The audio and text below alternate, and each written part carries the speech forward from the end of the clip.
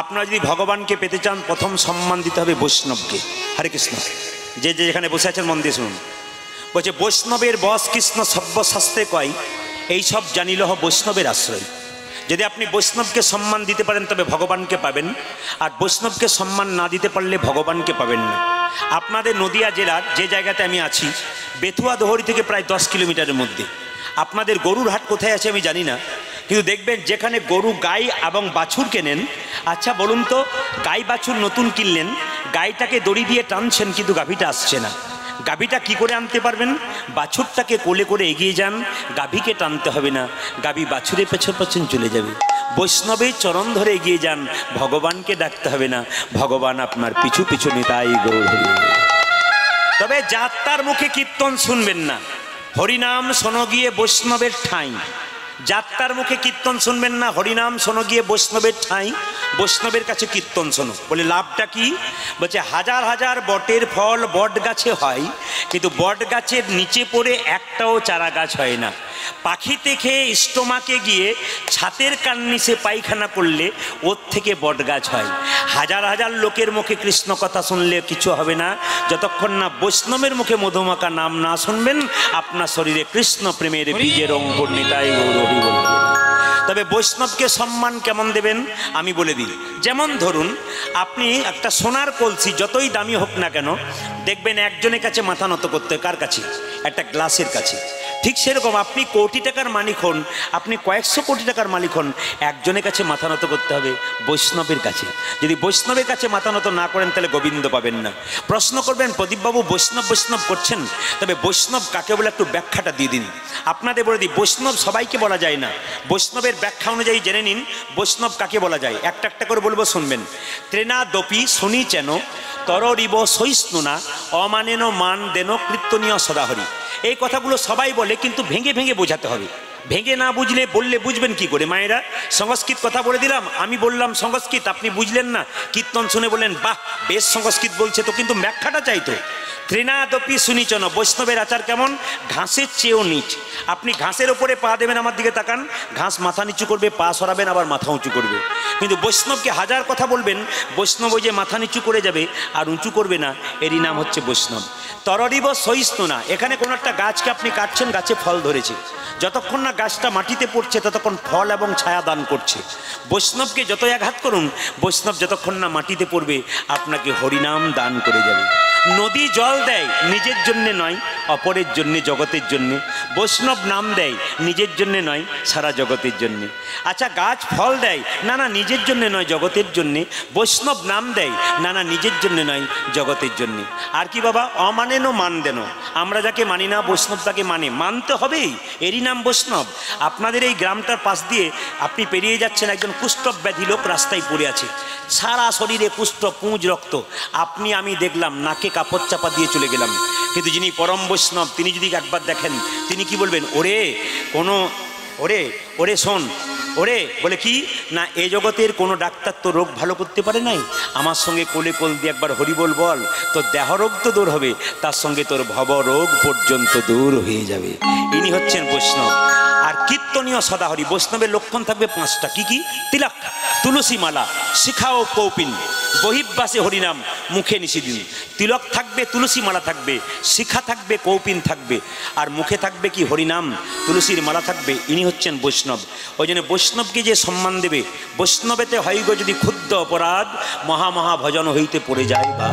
ওই জন্য বৈষ্ণব দেখলে, গুরু দেখলে, ভক্ত দেখলে আপনারা সম্মান দিন, তবে আপনাদের জীবন সুন্দর হয়ে যাবে। বলছে যার ভাগ্য ভালো তার বাড়িতে বৈষ্ণব যায়। বলে কীরকম? একটা ছোট্ট প্রমাণ দিই, বৈষ্ণবের কেমন স্বভাব দেখুন। একটা বৈষ্ণব গঙ্গা স্নান করতে গেছে, মায়েরা, একজন বৈষ্ণব গঙ্গা স্নান করতে গেছে, তো একটা কলেজে পড়া মেয়ে 3 তলার উপরে দাঁড়িয়ে আছে। তো বৈষ্ণবের মস্তক মুন্ডন থাকে, স্নান করে যখন গঙ্গা থেকে ফিরছে, তখন ওই কলেজে পড়া মেয়েটা কি করছে? বৈষ্ণবের মাথাটাকে তাক করে বৈষ্ণবের মাথায় থুতু দিয়ে দিয়েছে। বৈষ্ণবের স্বভাব দেখুন, প্রতিবাদ করা নয়। কি করলেন?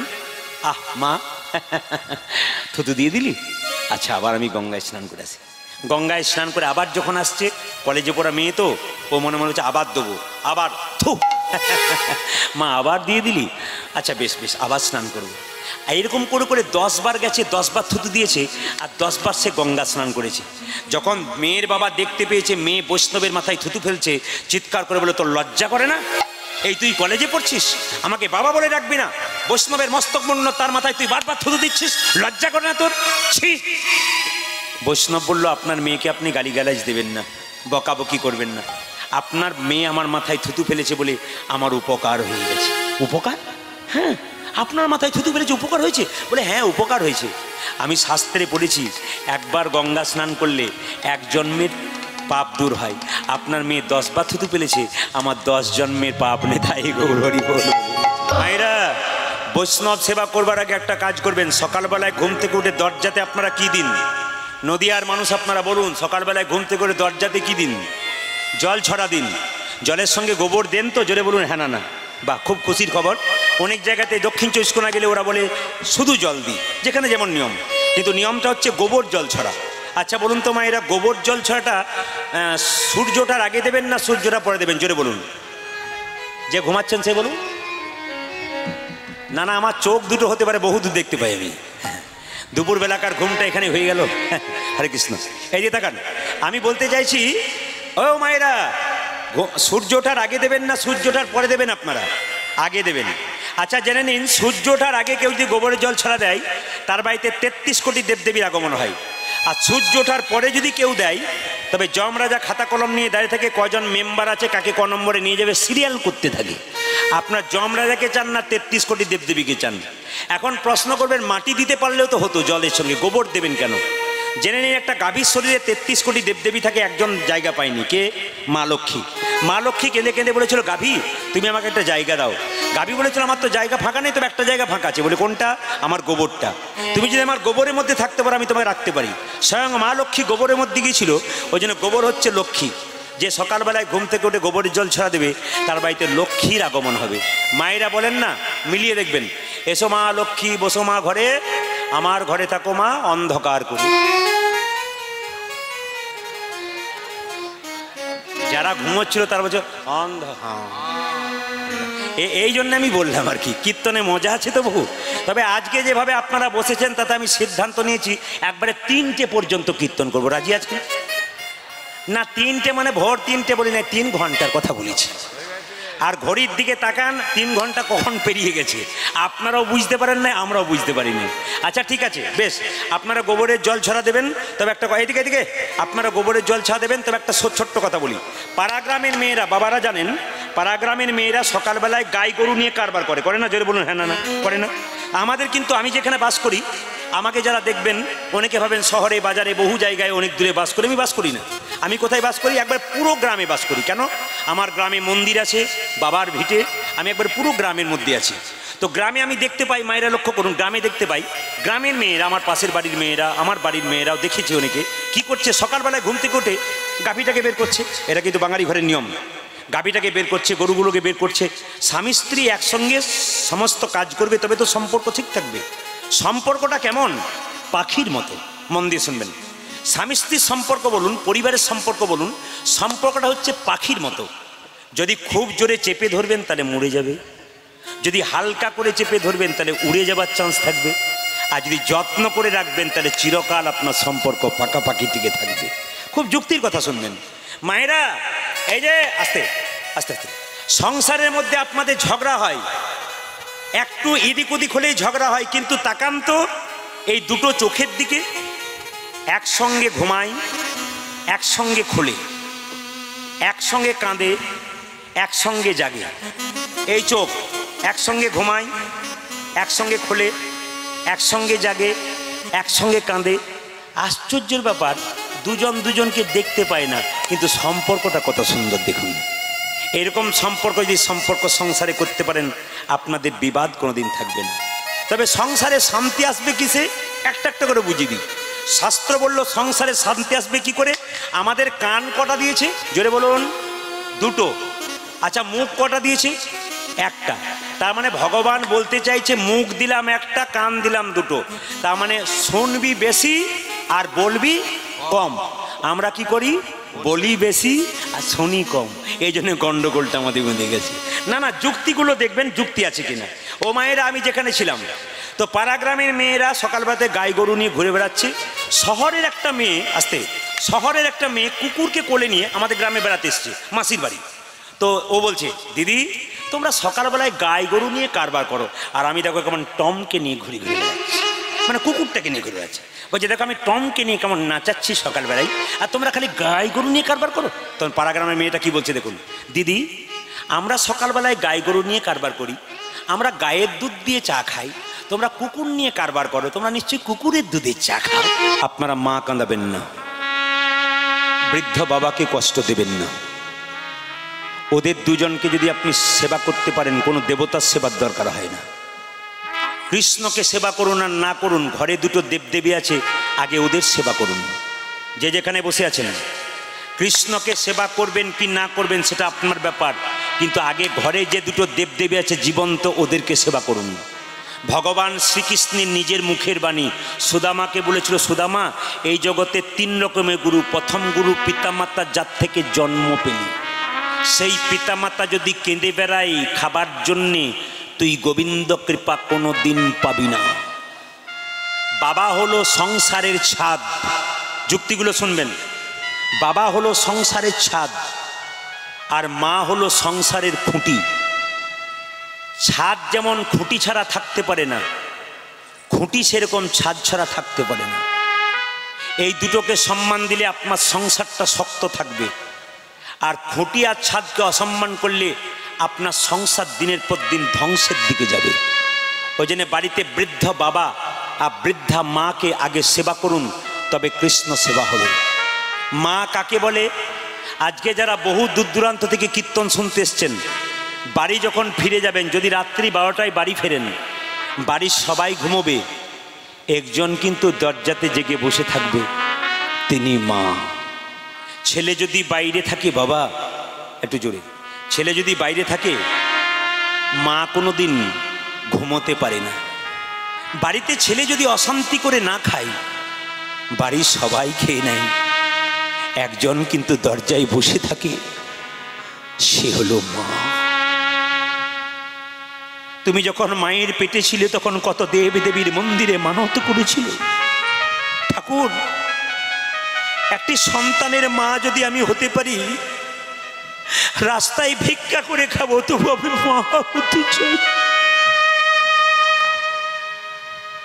মেয়েদের পেটে যখন বাচ্চা থাকে, হসপিটালে যখন বাচ্চা হতে যায়, ডাক্তারবাবু যদি বলে মায়ের বাঁচবার আশা নেই, ছেলে বাঁচতে পারে, মা তখন মৃত্যুর সঙ্গে লড়াই করতে করতে ডাক্তারবাবুকে ইশারা করে ডেকে বলে, ডাক্তারবাবু আমি যদি মরে যাই মরে যাব, মৃত্যুর আগে আমার খোকাকে একবার দেখে যেতে পারবে তো? এরই নাম মা। তবে একটা কথা খুব পরিষ্কার জেনে নিন, মায়ের হাতে যদি ছেলেদের ভাগ্য লেখার দায়িত্ব থাকতো, বিধাতা যদি মায়ের হাতে ছেলেদের ভাগ্য লিখবার দায়িত্ব দিত, এ পৃথিবীতে কোনো ছেলেরই ভাগ্য খারাপ হতো না, যদি মায়ের হাতে থাকতো। তবু মা সংসারে কাঁদছে। আপনাদের কাছে নিবেদন রইল, দিদি ভাইয়েরা বোনেরা যারা কীর্তন শুনলেন, ও রক্তের অহংকারে, যৌবনের অহংকারে, বয়সের অহংকারে বৃদ্ধকে কাঁদাবেন না। আপনি যদি কাউকে কাঁদান, খেতে না দেন, আপনার দুটো ছেলে যখন বড় হবে আপনাকেও কাঁদাতে কাঁদাতে ঘর থেকে বের করে দেবে, সেই দিন বুঝবেন আপনি কি খারাপ কাজ করলেন। ব্যাংকে 50,000 টাকা জমা দিলে যেমন 10 বছর পর ডবল হয়, আপনি যদি কাউকে কষ্ট দিন, ওটা ব্যাংকে জমা থাকবে, আপনার যখন বয়স হবে তখন ডবল করে ফিরে পাবেন। আর মা কাকে বলে? আসতে, আর মা কাকে বলে? এইদিকে তাকাবেন। একটা মায়ের পেটে একটা বাচ্চার 10 মাস 10 দিন জায়গা হয়, কিন্তু সেই মা যখন বাচ্চা যখন কলকাতায় গিয়ে চাকরি করে ফ্ল্যাট কেনে, ওখানে মা বাবার একদিনের জন্য জায়গা হয় না। আচ্ছা মায়েরা, অষ্টমী পুজোর সময় দুর্গা মন্দিরে ভালো কাপড় নিয়ে যাচ্ছেন, ভালো কাপড় পরছেন, থালা থালা আপেল কলা মন্দিরে নিয়ে যাচ্ছেন উপবাস করে। মা দুর্গা যেন বলতে চাইছে, মাটির প্রতিমা পুজিস রে তুই, আগে ঘরের দেবতাকে পুজগি। ঘরের মা বাবাটা জামা কাপড় পেল না, দুটো খাবার পেল না, আর তুই মন্দিরে মাটির প্রতিমার কাছে যাচ্ছিস ফল নিয়ে, শাড়ি নিয়ে। যা আগে ঘরের দেবতাকে পুজো কর। একটি যুক্তি দেখায় আপনাদের, মেয়েদের দুটো কুল রক্ষা করতে হয় মা। একটা বাপের কুল, একটা খুব জ্ঞানের কথা, কিন্তু কীর্তন শুনতে গেলে জ্ঞান হয়, চৈতন্য হয়। আমি আগেই বলেছি, ভালো ভালো করে শুনবেন, বাড়িতে গিয়ে অনুভব করবেন, আপনার জীবন সুন্দর হবে। তবে একদিনে তো সব কাজ হয় না। আবার যদি প্রভু কোনোদিন কৃপা করে আপনাদের এলাকাতে আমি প্রথম এলাম, আমার ডেট পাওয়া যায় না, কিন্তু ডেট পাওয়া না গেলেও আমি আগেই বললাম, এই 4টি মেয়ের মধ্যে আমি এখন পর্যন্ত বুঝতে পারছি না, 2টি মেয়ে কিন্তু বারবার আমাকে জ্বালিয়েছে, বারবার এই গানটার জন্য। আমি প্রথমে কোনো লাইনই দিইনি, একবারে ডিনাই করে দিয়েছিলাম, কিন্তু বারবার যখন চাপ দিচ্ছে তখন মনে হলো নিশ্চয়ই এরা গান করাবে, এরা আবার গান করাবে। মেয়েরা বারবার বলে হ্যাঁ গান করাবো, হ্যাঁ গান করাবো। যাক, এদের আশীর্বাদ করে দিন। এই মেয়েগুলো আমার কাছে কাঁদছিল যে বাবার জন্য আপনাকে আনলাম, বাবা মোবাইলে গান শুনতো আপনার, সাধুগুরু বৈষ্ণব এসেছে, একটু আশীর্বাদ করতে বলবেন যেন আমার বাবার আত্মা শান্তি হয়। ছেলে হয়ে জন্ম নিয়ে বাবা মায়ের যা সেবা করতে পারে না, 4টা মেয়ে আজকে দেখিয়ে দিয়েছে যে বাবা মায়ের সেবা কেমন করতে হয়। আজকাল ছেলের চাইতে মেয়ের যে কত দায়িত্ব, তার প্রমাণ কিন্তু তারা আজকে হরিবাসরে দেখিয়ে দিয়েছে। ওই জন্য নিবেদন আপনাদের কাছে, মেয়েদের দুটো কুল রক্ষা করতে হয়, একটা শ্বশুর কুল, একটা বাপের কুল। মায়েরা, কোনো মেয়ে যদি শ্বশুর বাড়িতে খারাপ ব্যবহার করে, ও ভাবছে আমি খারাপ ব্যবহার করছি, কিন্তু জেনে নিন, আপনি যখন শ্বশুর বাড়িতে খারাপ ব্যবহার করবেন, পাশের বাড়ির লোকে বলা বলি করবে, মেয়েটা স্বভাব খারাপ কেন বলতো, এত স্বভাব খারাপ কেন বলতো। আসলে মেয়েটার বাবার বংশটা ভালো নয়। আপনি যত শ্বশুরের সঙ্গে খারাপ ব্যবহার করবেন, আপনার বাবার বংশে বদনাম হবে। আর আপনি যদি ভালো ব্যবহার করেন, লোকে বলবে মেয়েটা তো ভালো কেন বলতো, আসলে এর বাবার বংশটা ভালো। একটা দামি কথা বলে যাই, মন দিয়ে শুনুন। কুমোর যখন হাঁড়ি তৈরি করে, হাঁড়ির কানা যদি বেঁকে যায়, তার জন্য কুমোর দায়ী না হাঁড়ি দায়ী, জোরে বলবেন। তার জন্য কিন্তু কুমোর দায়ী। আপনার ছেলে মেয়ে আপনি তৈরি করতে পারেন না, তার জন্য আপনি দায়ী। আপনি সমাজ তৈরি করতে পারেন নাই।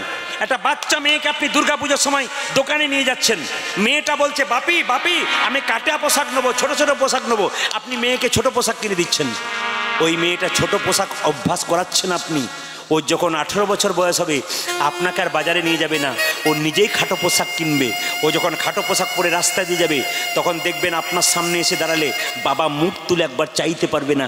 এমন পোশাক আপনার মেয়েকে দেবেন না যে পোশাক পরলে মেয়ে বাবার কাছে দাঁড়াতে পারে না। ওই মেয়ে যখন কিডন্যাপ হয়ে যাবে, তখন আপনি সরকারকে দোষ দেবেন, পুলিশ প্রশাসনকে দোষ দেবেন না, ভুল করছেন আপনি। আপনি নিজেকে দোষী করুন।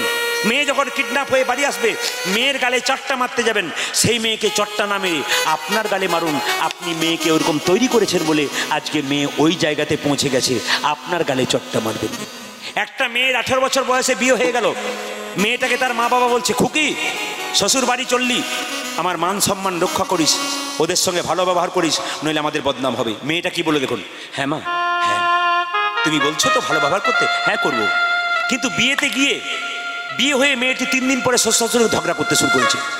যত শ্বশুরের সঙ্গে ঝগড়া, তত শাশুড়ির সঙ্গে ঝগড়া। ছেলের বাবা ফোন করে বলছে, বেয়াই মশাই কি এমন মেয়ে পাঠালেন, এসে থেকে ঝগড়া করছে। মেয়ে যখন অষ্টমঙ্গলা করতে এলো, মেয়ের বাবা বলছে খুকি তোকে বারবার বললাম ঝগড়া করিস না, ঝগড়া করিস না, তুই তাও ঝগড়া করছিস। মেয়েটা বলছে বাবা মা 18 বছর ধরে যেটা শিখলাম সেটা করব না শেষ দিনে যেটা শেখলাম সেটা করব, বুঝলাম না। 18 বছর ধরে দেখলাম তুমি তো দাদু ঠাকুমার সঙ্গে শুধু ঝগড়াই করে গেলে, আমি তো ঝগড়া শিখেছি, আমি তো ভালো কিছু শিখি নাই, আমি যা শিখেছি তাই করে দেখালাম। তাদের কাছে বিশেষ নিবেদন রইল, অনেক ভক্তগণ ভক্তিমতী মায়েরা এখানে এসেছেন, আমি তাদের কণ্ঠের দিকে তাকিয়ে দেখেছি মালা পড়েছেন আপনারা। যারা পড়েন নাই তারা পড়বেন, যারা পড়েছেন তাদের ধন্যবাদ। যারা পড়বেন, যারা পড়েন নাই, শিক্ষিত ছেলে, আধুনিক ছেলে যুক্তি দেখাতে চাই। আমি যখন কীর্তন শিখি তখন আমি ইংরেজিতে এমএ করেছিলাম বর্ধমান থেকে। তা আমি আমার মাস্টারমশাইকে বলেছিলাম ছোট থেকে কীর্তন যখন শিখি যে আমাকে কীর্তন শেখাবেন কিন্তু যুক্তি দেখাতে হবে। আধুনিক ছেলে মেয়েরা কীর্তন শোনে কিন্তু যুক্তি দেখতে চাই। ওই জন্য ইউটিউবে প্রচুর গান, শুধু ভারতবর্ষ নয় ভারতবর্ষের বাইরে প্রচুর মানুষ কীর্তন শোনে, তার প্রমাণ আমরা মোবাইলে পাই। কেউ বলে আমি গ্যাংটক থেকে বলছি, কেউ বলে আমি আমেরিকা থেকে বলছি, মানে হিন্দুরা যারা ওখানে কাজ করে। পশ্চিমবাংলার মানুষ তো ছেড়ে দিন, অন্যান্য রাজ্যের মানুষ ছেড়ে দিন, প্রত্যেক রাজ্য থেকে ফোন আসে, আপনার গান প্রত্যেক দিন শুনছি, বাচ্চা থেকে বয়স্ক সবাই শুনছে, রাস্তাঘাটে সব জায়গাতে হচ্ছে, দোকানে বাজারে সব জায়গায় বাজছে, এ কথা আমাদের শোনা হয়। এতে আমি খুশি হই, আপনাদের আশীর্বাদ যে কীর্তনটা মানুষ মন ভরে নিতে পেরেছে। আপনাদের কাছে নিবেদন রইল, মাথায় রাখবেন যুক্তি দেখাবো। আপনারা মালা কেন পড়বেন? তুলসীর মালা পড়তেই হবে এমন কোনো কথা আছে? মালা পড়লেই ভক্ত হওয়া যায়? মালা না পড়লে ভক্ত হওয়া যায় না? হওয়া যায়। মালার দরকার আছে।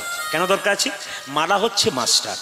আপনি রাস্তা দিয়ে চলে যাচ্ছেন, একটা খারাপ কাজ করতে যাচ্ছেন, তখনই আপনার বিবেক ধাক্কা দেবে, খবরদার কণ্ঠে মালা আছে, পাছের লোকে কিছু বলে। মালা মাস্টার, খারাপ কাজ করতে গিয়ে আপনাকে বাধা দেবে, ইনি হচ্ছেন মাস্টার।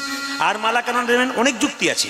যেমন আপনি বাড়িতে বেগুন গাছ লাগিয়েছেন, তো সাউন্ডটা একটু বড় ভাই, বেগুন গাছ লাগিয়েছেন মায়েরা, তো বেগুন গাছ লাগালে বেড়া দেবেন না? জোরে বলুন।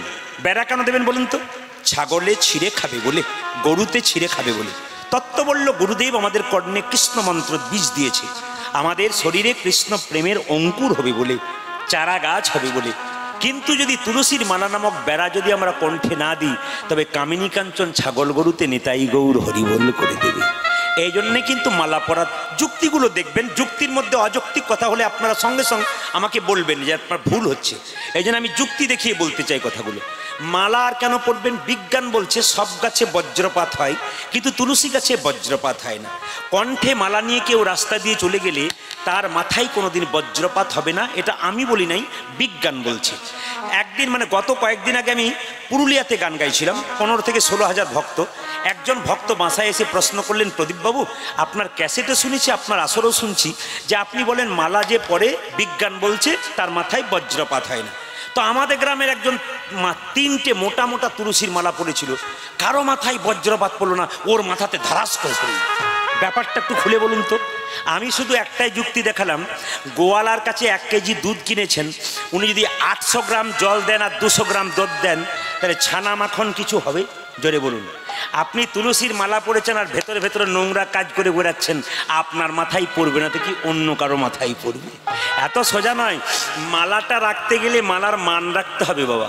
এইদিকে মায়েরা, আর মালা পরবেন কেন?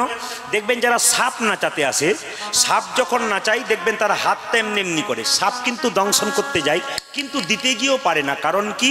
যিনি সাপুরে তার দিকে তাকাবেন তার হাতে একটা বেল্ট বাঁধা থাকে, ওই বেল্টটা দেখবেন তুলসী মালার বেল্ট।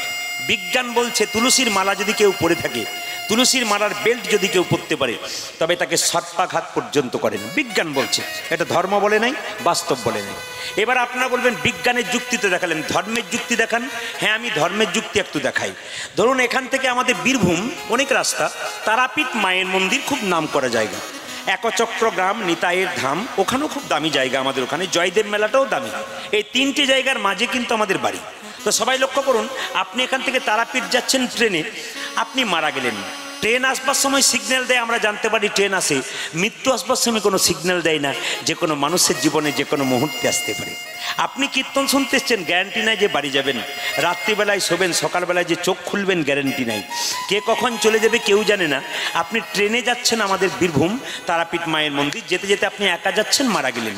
আমরা ট্রেনে কীর্তন করতে যাচ্ছিলাম, বললাম কোথাকার কি, একে ট্রেন থেকে ফেলে দে। কিন্তু আপনার কণ্ঠে যদি একটা তুলসীর মালা থাকে, কি বলবো, ওরে এ আর কেউ না, একজন কৃষ্ণ ভক্ত বটে, একে যেখানে সেখানে ফেলে দিস না, একটা স্টেশনে নামিয়ে দে, কোনো সাধুগুরু বৈষ্ণবের কৃপা হলে দেহটা সৎকার করে দেবার ব্যবস্থা করে দেবে। এটা একটা ধর্মের যুক্তি। বাস্তব যুক্তি কি বাবা? বাস্তব যুক্তি কি? আপনার বাড়িতে ভোজ হচ্ছে, প্রচুর কুকুর দৌড়াদৌড়ি করছে, সব কুকুরকে আপনি লাঠি দিয়ে তাড়াচ্ছেন, কিন্তু ওই কুকুরগুলোর মধ্যে একটা কুকুরের গলায় যদি বেল্ট বাঁধা থাকে, তাকে মারতে গিয়ে আপনি থমকে দাঁড়াবেন। কেন? বেল্ট বাঁধা কুকুর মানে কুকুর নিজে বেল্ট পরে নাই, ওর মালিক আছে ওকে পরিয়ে দিয়েছে। এই বেল্ট বাঁধা কুকুরকে যদি আমি মারতে যাই, এর মালিক আমাকে উত্তম মধ্যম দেবে। এই জগতে যার কণ্ঠে তুলসীর মালা নামক বেল্ট আছে, তার কেউ থাকার না থাক, একজন আপনে থাকি, তিনি হলেন ভগবান কৃষ্ণ। কৃষ্ণকে যে আপন করতে পেরেছে, তার আবার চিন্তার কি ভাই আছে গো মায়েরা। এইবার বলি, তুলসীর মালা পড়লে কিন্তু নিরামিষ খেতে হবে, বিশেষ করে পেঁয়াজ রসুন ডিম মাংস আপনি খাবেন না, তুলসীর মালা পড়বেন বলে। তবে একটা জায়গায় কীর্তন করতে গেলাম, একটা কম বয়সে ছেলে, 20 বছর বয়স, বলে প্রদীপবাবু এখন কিন্তু তুলসীর মালা পড়লে খাওয়া যায়। বললাম কীরকম? বলছে মালার এখন সিস্টেম চেঞ্জ। বললাম কী সিস্টেম? বলছে প্যাঁচ সিস্টেম মালা। বলছে কেন? খোলাও যায় পরাও যায়। বলে বুঝলাম না, রাত্রিবেলায় বিয়ে বাড়িতে নিমন্ত্রণ, সবাই যাচ্ছে, আমি যেতে পারছি না, প্যাঁচ খুলে দিলাম, আবার সকালবেলায় স্নান করে দিলাম আর প্যাঁচ আবার লাগিয়ে দিলাম। এই প্যাঁচ লাগা পড়া করলে কিন্তু আপনি প্যাঁচেই পড়বেন। তবে শুনে রাখুন, যাদের আমিষ খাবার ইচ্ছা আছে আবার মালা পরার ইচ্ছা আছে, তাদেরও পথ বলে দেবো, যুক্তি দেখবেন। একটা বাচ্চা ছেলে সাইকেলে চাপা শিখছে, বলুন তো প্রথমে কি সিটে চেপে যায় না হাফ পেডেলে চাপে? জোরে বলবেন। প্রথমে হাফ পেডেলে চাপে, তারপর সিটে চাপে। তাহলে আপনার যদি খাওয়ারও ইচ্ছা থাকে, মালা নেওয়ার ইচ্ছা থাকে, তাহলে আপনি এক কাজ করবেন, দশকর্মার ভাণ্ডারে যাবেন, একটা বেলের মালা কিনবেন। বেলের মালাটা পরে আপনি যা খাবেন খাবেন, কিন্তু মালাটা তো পরবেন। যখনই আপনি স্কুলে ভর্তি হয়ে যাবেন ক্লাস 5-এ, তখন তো আপনার উচ্চ মাধ্যমিক দেওয়ার ইচ্ছা হবে। বেলের মালা যখনই পরবেন তখনই তো তুলসী মালা পরার ইচ্ছা জাগবে। আর আপনি মালাই পরলেন না তো মালা পরার ইচ্ছা জাগবে কি করে? এই জন্য আগে আপনি ঢুকুন, আগে প্রবেশ করুন, আপনার লাভ হবে। রাধারানী কেঁদে কেঁদে বলছে, ললিতা রে, এ জগতে মেয়েদের স্বামী যদি চলে যায় তবে দুটো জিনিস চলে যায়, একটা চোখের ঘুম আর একটা মুখের হাসি। সংসারের জন্যে কেঁদো না, কাঁদবে যদি ভগবানের জন্যে কাঁদো। ভগবানের জন্য কাঁদো। মাইরা, মন্দিরে আপেল কলা লেবু নিয়ে যান, উত্তর দেবেন ভগবান খায় না? না মাথা নড়াবেন হ্যাঁ কি না। মন্দিরে আপেল কলা লেবু নিয়ে যান, 4টে আপেল 4টে কলা, ভগবান খায়? তাহলে ভগবান যদি খায় না, আপনারা মাথা নাড়াচ্ছেন, তাহলে কাল থেকে আর নিয়ে যাবেন না। ভগবান খায় না, তবে দেখে। কি দেখে? তুমি প্রেমের ভাবে নিয়ে গেলে না অহংকারের ভাবে নিয়ে গেলে? তোমার মধ্যে প্রেম আছে না অহংকার আছে? ভগবান অহংকারটুকু খায়, প্রেমটুকু গ্রহণ করে। তো মায়েরা লক্ষ্য করুন, ভগবানের মন্দিরে গিয়ে ভগবানের কাছে কিছু চাইতে নেই, এ প্রসঙ্গে পরে আসবো। ভগবানের মন্দিরে আপনি যা নিয়ে যাবেন তা ফিরে আসবেন। ভগবান খায় না, ভগবান দেখে। প্রেমের ভাগে নিয়ে এলে না অহংকারের ভাবে নিয়ে গেলে? শত ভাইয়ের দাদা দুর্যোধন কৃষ্ণকে নিমন্ত্রণ করেছিল, এমন খাবার খাওয়াবো বাপ জন্মে খাওনি। ভগবান বলেছিল, আমি তোমার বাড়ি যাব, পেটে খিদে থাকবে, ঢেকুর তুলে চলে আসবো। কেন? অহংকারের সেবা গ্রহণ করব না। করেছিল কার বাড়িতে? বিদুরের বাড়িতে। বিদুরের স্ত্রী কলা বাদ দিয়ে কলার খোসা খাইয়েছিল। এখানে তত্ত্ব কি বলল? প্রেম যার, ভক্তি যার, ভগবান তার। প্রেম যার নাই, ভক্তি যার নাই, ভগবান তার নাই। প্রথমে আপনাকে মানুষ হতে হবে, আপনার মধ্যে প্রেম ভক্তি থাকতে হবে। আপনি যদি অহংকারের ভাব নিয়ে এখানে আসেন, আপনার দেহটাকে গোবিন্দ কোনোদিন গ্রহণ করবে না, বরং আপনাকে এখান থেকে সরানোর চেষ্টা করবে। এই জন্য মাথায় রাখবেন, অতি আদর করে, অতি যত্ন করে দেহটাকে পেয়েছেন গোবিন্দের কাছে, দেহটাকে ভগবানের নামে সঁপে দিন, আপনার লাভ আছে। নারদ মুনি ভগবানকে প্রশ্ন করল, প্রভু ভক্ত তোমাকে কি দিলে খুশি হও? ভগবান বলছে, নারদ, কোনো ভক্ত যদি আমার চরণে একটু ফুল দেয় আমি তাই খুশি হয়ে যাই। নারদ বলল, প্রভু ধরো কোনো ভক্তের কাছে ফুল নাই, সে তোমাকে কি দেবে? যদি ফুল না থাকে তবে গঙ্গা জল দেবে। ধরো প্রভু তোমার চরণে আর কি দেবে? তুলসী পত্র দেবে। বলছে, আচ্ছা প্রভু ধরো কোনো ভক্তের কাছে গঙ্গা জল নাই বা রইল, সে তোমাকে কি দেবে? ভগবান বলছে, ওগো নারদ, প্রত্যেকটি ভক্তের শরীরে দুটি নদী দিয়েছি, একটি গঙ্গা একটি যমুনা। এই গঙ্গা যমুনা নামক নয়নের জল দিয়ে যে আমার চরণ ধুয়াইয়ে দেবে, তাকে আমার দাস হতে হবে না, আমি তার দাস হয়ে যাব। এজন্যে বাবা, ভগবানের চরণে শুধু জল দেবেন, এটাই হচ্ছে সবচেয়ে আনন্দের ব্যাপার। ভগবানের কাছে গিয়ে একটু কাঁদবেন। ছেলের জন্যে কাঁদবে, মেয়ের জন্যে কাঁদবে, যত কাঁদবে তত জ্বালা বাড়বি। কিন্তু ভগবানের নামে যে যত কাঁদবে, তার ভেতরের জ্বালা তত দূরই হয়ে যাবে। হরে কৃষ্ণ। ভগবানের নামে যদি কেউ কাঁদে, ছেলে মেয়ের জন্য যদি কাঁদে, দুটো কাঁদার মধ্যে তফাৎ আছে। সংসারের জন্য কাঁদবেন, ছেলে মেয়ের জন্য, শেষে ছেলে মেয়ে প্রশ্ন করবে, তুমি আমার জন্য কি করেছো? আপনি বলবেন, যার জন্যে করি চুরি সে কিনা বলে আমায় চোর। আপনার চোখ থেকে জল পড়বে, সেই জল চোখের কোণ দিয়ে পড়বে, প্রমাণ দেখে নেবেন মহাজনদের কথা। চোখের কোণ দিয়ে পড়বে, সে জল স্পর্শ করবে, গরম লাগবে। সে জল মুখের মধ্যে প্রবেশ করবে, নোনা নোনা ভাব লাগবে। কিন্তু ভগবানের মন্দিরে কেউ যদি একবার নয়নে দিয়ে একবার জল দিতে পারি, তবে সেই জল কোনোদিন চোখের কোণ দিয়ে পড়ে না, সেই জল চোখের মাঝ দিয়ে পড়ে। সে জল মুখের মধ্যে প্রবেশ করলে মিষ্টি মিষ্টি ভাব লাগে, সে জল স্পর্শ করলে শীতলে লাগে। দেবে যদি ভগবানের চরণে চোখের জল দাও। অদ্বৈত কাঁদছে, আর কে কাঁদছে? কাঁদিছেন হরিদাস। ভগবান কোথাও যাবে না যদি ধরার মতো ধরতে পারেন। আস্তে মায়েদেরকে একটু বুঝিয়ে দিই। শাস্ত্র বলল, আশ্রয় লইয়া ভজে যে তারে কৃষ্ণ নাহিতে যে বাকি সব মরে অকারণ। মায়েদের বাড়িতে কলাই ভাঙার জাঁতা আছে? জোরে বলবেন হ্যাঁ না না।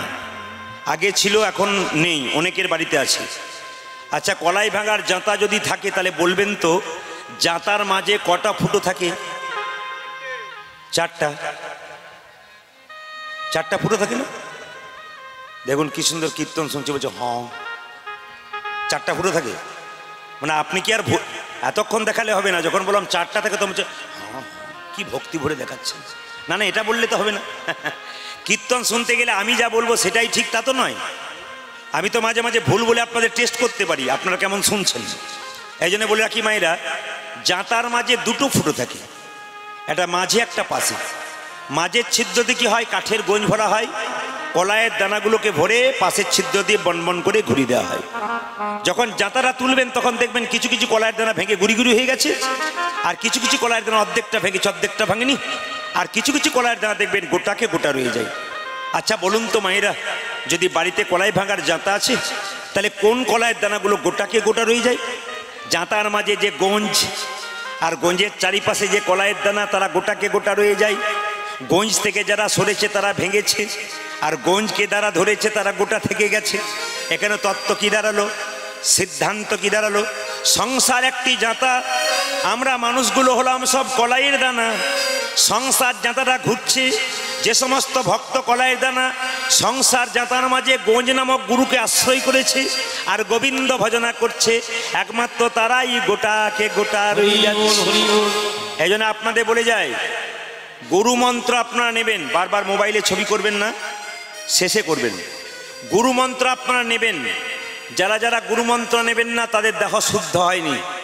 গুরু মন্ত্র না নিলে যত আপনি থালা থালা আপেল কলা মন্দিরে নিয়ে যান, ভগবান একটাও গ্রহণ করবে না। এখানে এত এত সাধুগুরু বৈষ্ণব এসছে, আপনার বাড়ি যেতে পারে, প্রশ্ন করতে পারে, মা একটু জল সেবা হবে? আপনি তো বলবেন হ্যাঁ হবে, কিন্তু বৈষ্ণব প্রশ্ন করবে তোমার দীক্ষা হয়েছে তো? আপনি বলবেন না। তাহলে মানুষ কুলে জন্ম নিলেন, দীক্ষা নিলেন না, সাধুগুরু বৈষ্ণবের সেবা করতে পারলেন না, এর মতো ভাগ্য খারাপ আর কজনের হতে পারে? এই জন্য আপনাদের কাছে বারবার নিবেদন রইল, আপনারা গুরুমন্ত্র নিয়ে নেবেন। কিন্তু দাদা ভাইরা যারা এসছেন, গুরু যারা করেছেন, এখানে যদি কেউ গুরু এসেছেন, শিষ্য যারা আছেন তারা একটু মন দিয়ে শুনবেন। পদ্মপুরাণে ব্যাসমুনি যে কথাগুলো বলেছে আমি সেগুলো একটু ব্যাখ্যা করতে চাই। পদ্মপুরাণে ব্যাসমুনি পরিষ্কার করে বলেছেন যে গুরুর 5টা গুরুত্ব থাকতে হবে। সে গুরু, গুরুর মধ্যে 5টা যোগ্যতা থাকলে তবেই সে গুরু, নইলে গুরু নয়।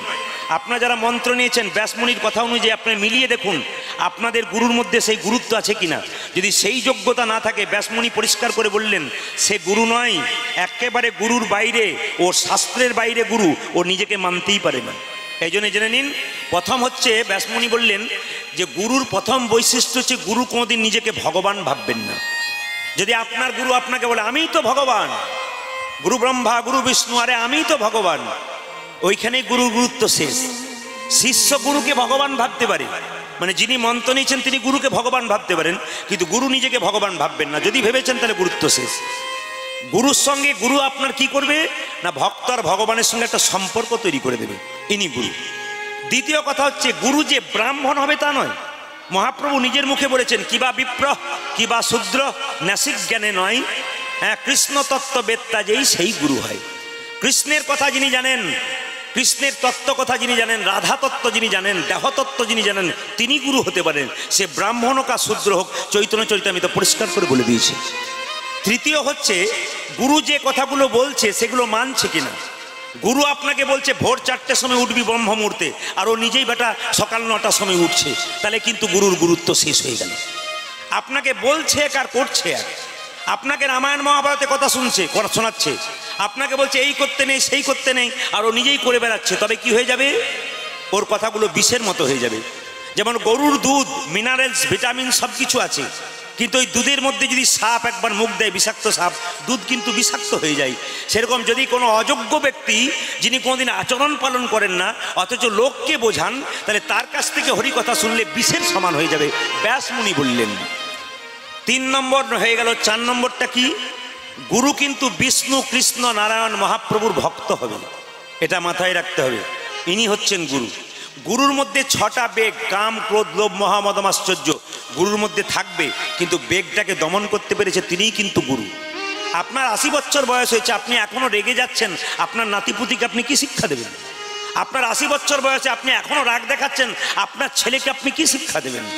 আপনার ছেলে তো আপনার মুখের ওপর আঙুল তুলে বলবে, তোমার বয়স হতে চললো, তুমি রাস্তা ধরেছো, অথচ তুমি এখনো পর্যন্ত ক্রোধ দেখাচ্ছ, তোমার কাছ থেকে সংসার কি শিখছে? এই জন্য খুব ভাবার বিষয়, চিন্তার বিষয়। আমার বয়স হয়েছে, আমাকে ভাবতে হবে আমি কোন জায়গায় যাব। আমার 6টা বেগকে দমন করতে হবে, তবে আমি গুরু হতে পারবো। এ কথাগুলো মাথায় রাখতে হবে বাবা। আর শেষ কথাটা কি? শেষ কথাটা হচ্ছে এইটা, গুরু কিন্তু 4টে সম্প্রদায়ের মধ্যে হবে। আপনি যখনই গুরু মন্ত্র নেবেন তখন গুরুকে কিন্তু 2টো কথা জিজ্ঞেস করবেন, যে আমি কোন পরিবারের আর আমার সম্প্রদায়ের নাম কি। এ কথা কিন্তু সবার মাথায় থাকবে। গুরুকে জিজ্ঞেস করবেন যে আপনি যে আমাকে মন্ত্র দিলেন, আমি কোন পরিবারের আর আমার সম্প্রদায়টার নাম কি। পদ্মপুরাণে ব্যাসমুনি পরিষ্কার করে বলেছেন ভগবানের কথা, বলছে 4টে সম্প্রদায়ের গুরু হয়। এদিকে 4টে সম্প্রদায়ের গুরু হয়, একটা একটা করে শুনবেন। দেখবেন আমাকে জিজ্ঞেস করুন, প্রদীপ বাবু আপনি কোন সম্প্রদায়ের, যার কাছ থেকে দীক্ষা নিয়েছেন? আমি কিন্তু মাধবাচার্য সম্প্রদায়ের। একটা হবে মাধবাচার্য সম্প্রদায়, আর দ্বিতীয় হবে নিম্বকাচার্য সম্প্রদায়, আর একটা হবে বিষ্ণুস্বামী সম্প্রদায়, আর একটা হবে রামানুজ আচার্য সম্প্রদায়। যারা জানেন তারা মাথা নোড়াচ্ছেন, যারা গুরুর সঙ্গে আশ্রয় নিয়েছেন তারা জানেন এই 4টা সম্প্রদায় ব্যতীত অন্য কোনো সম্প্রদায় হলে শাস্ত্র বহির্ভূত, ইনি গুরুমন্ত্র দেন না, এনার গুরু হবার কোনো যোগ্য নেই। রামকৃষ্ণ পরমহংসদেব বলেছেন, গুরু করবে কিন্তু বেছে বেছে করবে। বাজারে গেলে 50 টাকার জিনিস কিনতে গেলে 5 বার ভাবনা চিন্তা করবে। জীবনে যাকে গুরু করবে, তোমার জীবনটাকে পাল্টে দেবে, তাকে বিচার বিবেচনা করে করবে না। তোমার ছেলেকে টিউশন মাস্টার দেবে, তুমি পাকা মাস্টার দেবে না কাঁচা মাস্টার কেন দেবে? জীবনে যাকে গুরু করব, পাকা করব না কাঁচা করব, রামকৃষ্ণ দেব বললেন বিচার করে করো। এই জগতে রামকৃষ্ণ দেব বললেন 2 রকম গুরু আছে, একটা কাঁচা একটা পাকা। কাঁচা গুরুকে মন্ত্র দেবার আগে চুক্তি করে, যে এই আমার কাছে মন্ত্র নিবি, 500 টাকা 1 বস্তা চাল 2টো সোনার জিনিস দিবি। যিনি মন্ত্র দিলেন, টাকা পয়সা চাল ডাল নিয়ে ওই যে বাড়ি চলে গেলেন, আপনার বাড়ির দিকে মুখ করলেন না, এরা হচ্ছে কাঁচা গুরু।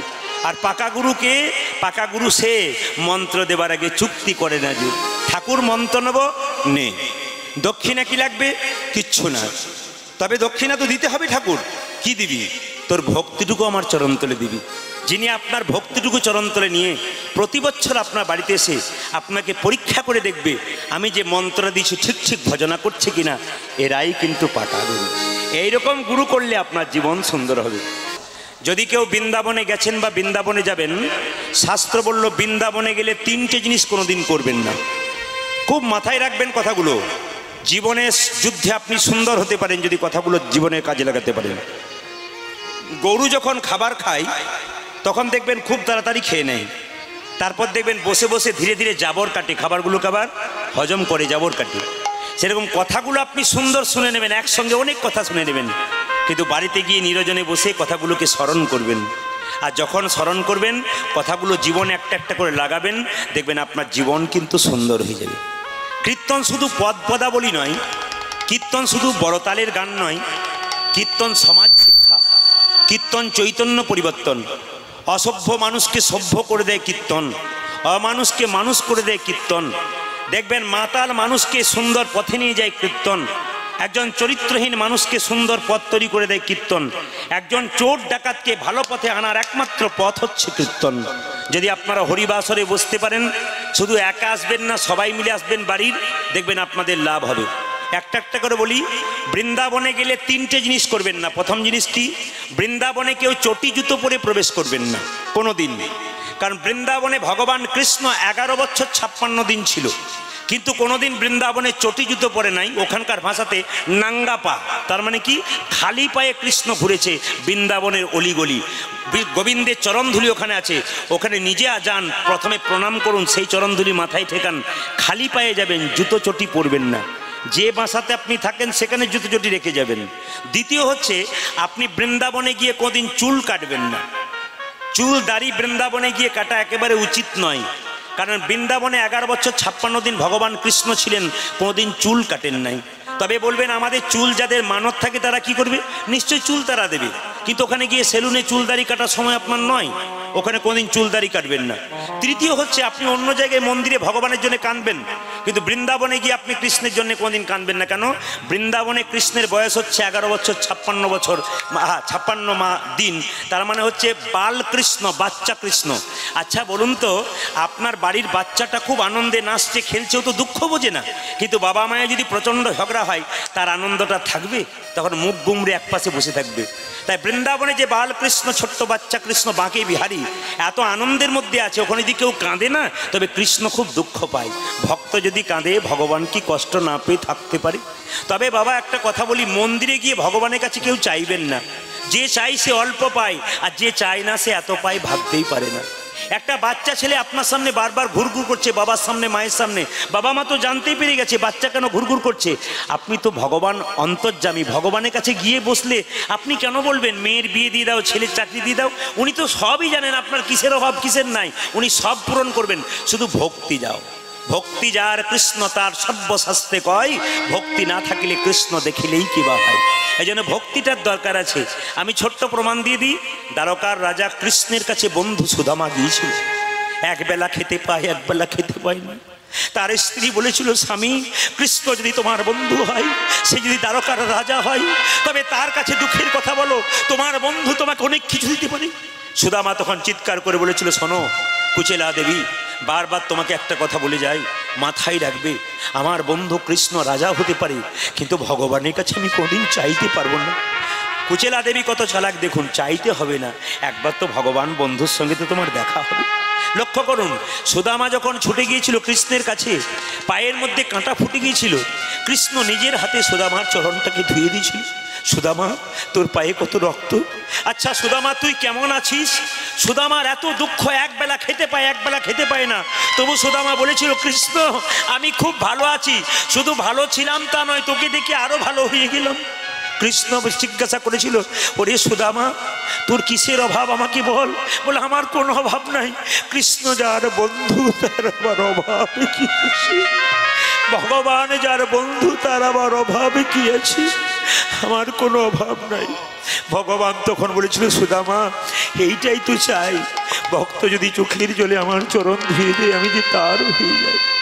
ওরে সুদামা তোর এত অভাব, একবেলা খেতে পাস একবেলা পাস না, তবু তুই আমার কাছে কিছু চাইলি না। তবে হ্যাঁ, তোকে আমি এমন অট্টালিকা দেবো তুই ভাবতে পারবি না। তোর স্ত্রী ভিখারিনীর মতো ঘুরছি, তোর স্ত্রীকে আমি রাজরানী করে দেবো। নিবেদন আপনাদের কাছে মা, ভগবানের কাছে কিছু চাইবেন না, শুধু ভগবানের কাছে ভক্তি সম্পদ জমা দিন, কৃপা সম্পদ যদি দান করবেন, নয়ন জলে ভগবানের চরণ ধুয়ে দিন, ভগবান ওইটাই ভালোবাসে।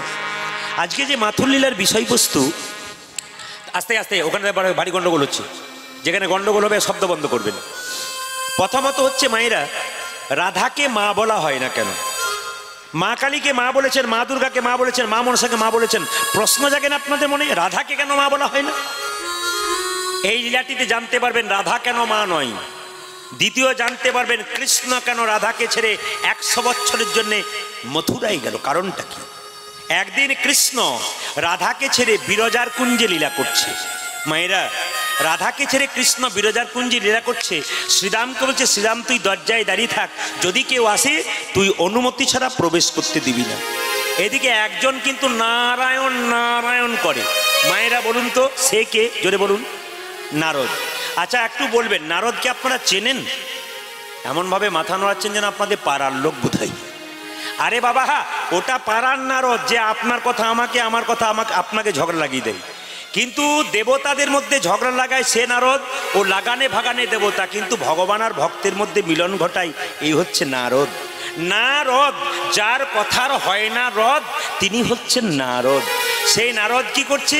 বিনাটি বাজাতে বাজাতে চললো ভগবান দেখবার জন্য, কিন্তু ভগবান তো বিরজার কুঞ্জে লীলা করছে। একবার বলুন তো, কৃষ্ণ কার কুঞ্জে লীলা করছে? বিরজার কুঞ্জে।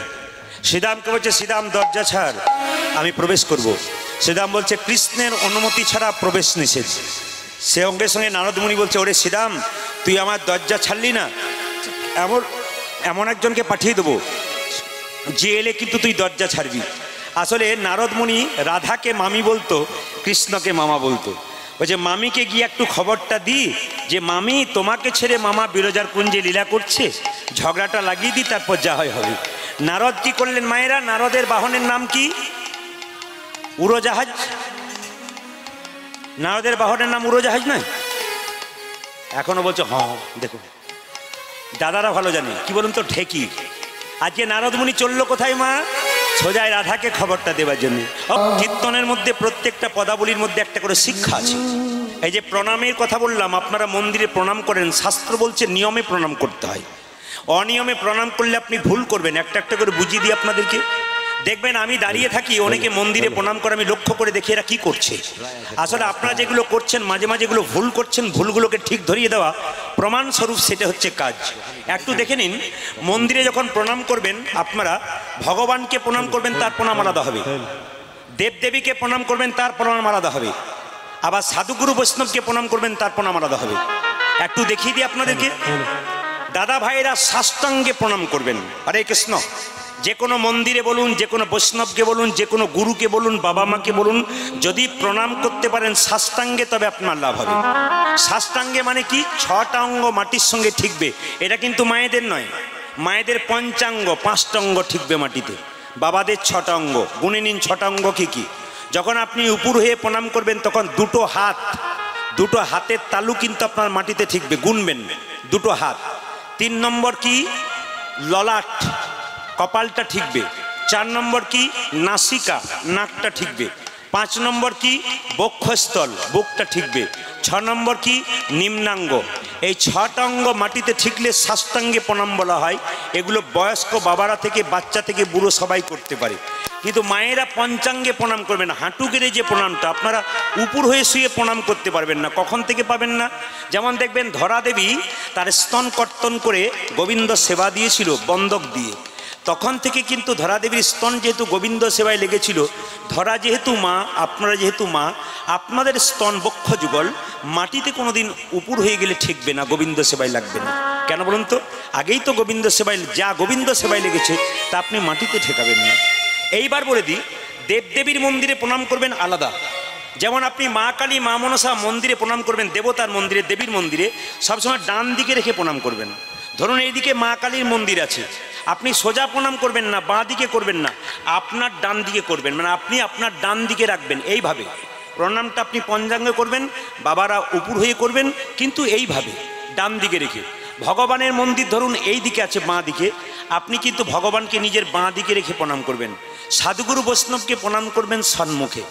যে যত প্রণাম করবেন তার তত অহংকার দূর হবে। ভেতরে যখন প্রচুর অহংকার থাকে, পণ্ডিত বললেন, তখন বারবার যদি কেউ বৈষ্ণবকে প্রণাম করে, বারবার যদি কেউ গুরুকে প্রণাম করে, বারবার যদি গোবিন্দের মন্দিরে প্রণাম করবে, যত করবে প্রণাম তত তার অহংকার দূর হয়ে যাবে। বাবা এগুলো মাথায় রাখবেন। এইবার বলে দিই, প্রণামের কথা যখন এলো তখন প্রণামগুলো কীরকম ভুল হয়। আপনি কাউকে প্রণাম করবেন, সে সোজা হয়ে দাঁড়িয়ে আছে, আপনার ডান হাতটা ওনার ডান পায়ে পড়বে, আপনার বাঁ হাতটা ওনার বাঁ পায়ে পড়বে। একবার বিচার করে বলুন তো, আপনারা যাকে প্রণাম করেন তখন আপনার ডান হাতটা ওনার কোন পায়ে পড়ে? ধরুন এরকম করে প্রণাম করছেন, উনি দাঁড়িয়ে আছেন, আপনার ডান হাতটা ওনার বাঁ পায়ে পড়ছে, আপনার বাঁ হাতটা ওনার ডান পায়ে পড়ছে। তাহলে শাস্ত্র বলল ডান হাত যাতে ডান পায়ে পড়ে, বাঁ হাত যাতে বাঁ পায়ে পড়ে, তার জন্য প্রণামটা হবে এইরকম।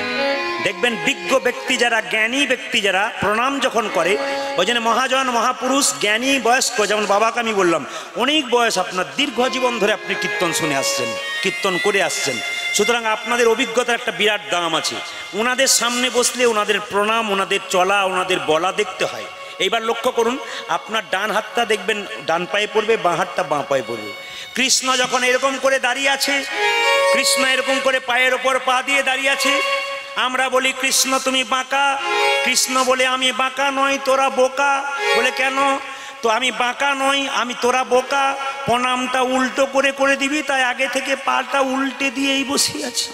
ভগবান আগে থেকে পাটা উল্টে দিয়ে বসে আছে, প্রণাম উল্টো করবে বলে। ওই জন্য দেখবেন আপনারা এত কথা শোনার পরও যদি কারো চৈতন্য না হয়, কাল থেকে প্রণাম যদি আবার ওই রকমই করেন, আপনার কীর্তন শোনা বেকার হয়ে যাবে। যেই না রাধারানী বলছে মামি তোমাকে ছেড়ে মামা বিরজার কুঞ্জে লীলা করছে, এই বলে খবরটা যখনই দিয়েছে, রাধারানী কোমরে কাপড়টা বেঁধে চললো কোথায়? শ্রীরামের কাছে। শ্রীরাম দরজা ছাড়। শ্রীরাম বলল দরজা ছাড়বো না মা। চুপ কর, আমি এক জ্বলনে মরছি, প্রভুকে দেখা করবো, বিরজার কুঞ্জে লীলা করছে আমাকে ছেড়ে, আর তুই দরজা ছাড়বি না? না, আমি দরজা ছাড়বো না। দরজা ছাড় শ্রীরাম, নইলে অভিশাপ দেবো। কি অভিশাপ দেবে তুমি? প্রভুর অনুমতি ছাড়া প্রবেশ নিষেধ। রাধারানী বলল তুই প্রবেশ করতে দিবি না? বলে না। যে না রাধারানী জোর করে প্রবেশ করতে গেল, রাধারানীকে সঙ্গে সঙ্গে শ্রীরাম কি করলো, জোরে আঘাত, মাটিতে পড়ে গেল রাধারানী। ওরে শ্রীরাম রে, তুই যখন আমাকে এমন ভাবে দৈত্যের মতো আচরণ করলি, আমি তোকে অভিশাপ দিলাম, তোর যেন দৈত্যকুলে জন্ম হয়। শ্রীরাম দৈত্যকুলে জন্ম হয়েছিল। নাম কি হয়েছিল মা? শঙ্খচূড় দত্ত। কার স্বামী? তুলসীর স্বামী। তুলসী এত পবিত্র নারী, তার স্বামী শঙ্খচূড় দত্ত হলো কেন? অভিশাপ। তুলসীর অভিশাপ আছে। কে দিয়েছিল?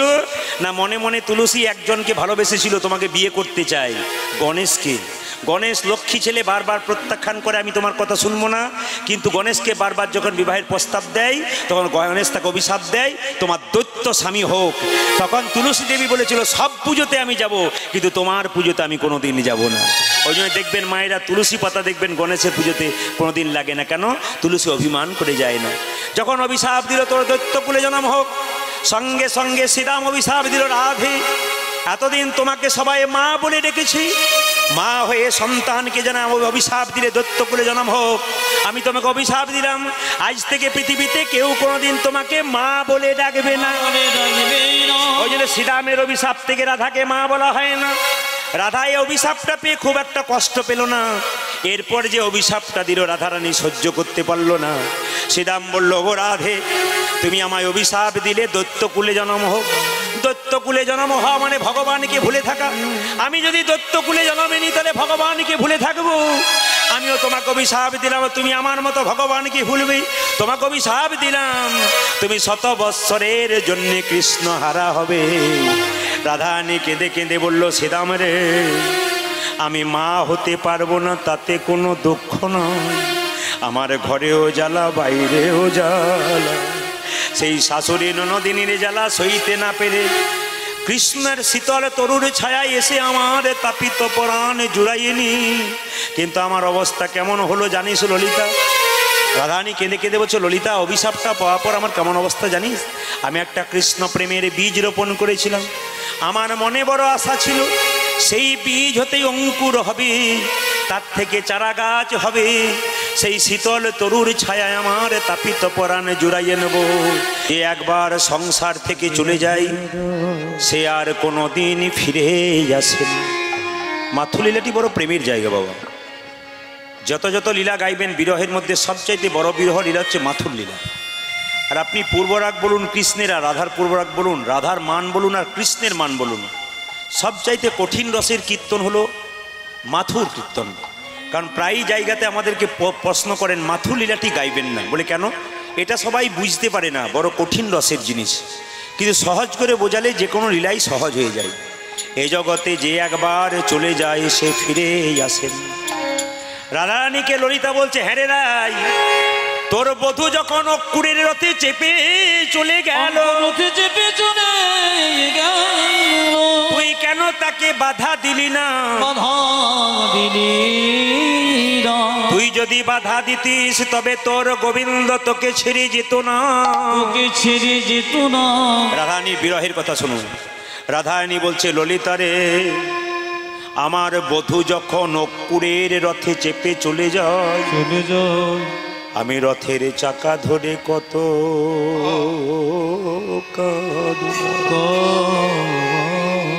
মায়েরা। আস্তে আস্তে স্বামীকে যখন বাঁশের মাচা তৈরি করে সংসার থেকে নিয়ে যাবে, স্ত্রী কি শুধু দরজায় বসে বসে কাঁদবে? স্ত্রী পাগলিনীর মতো ছুটে যাবে, না না, আমি ওকে কোনো মতে ছেড়ে দেবো না।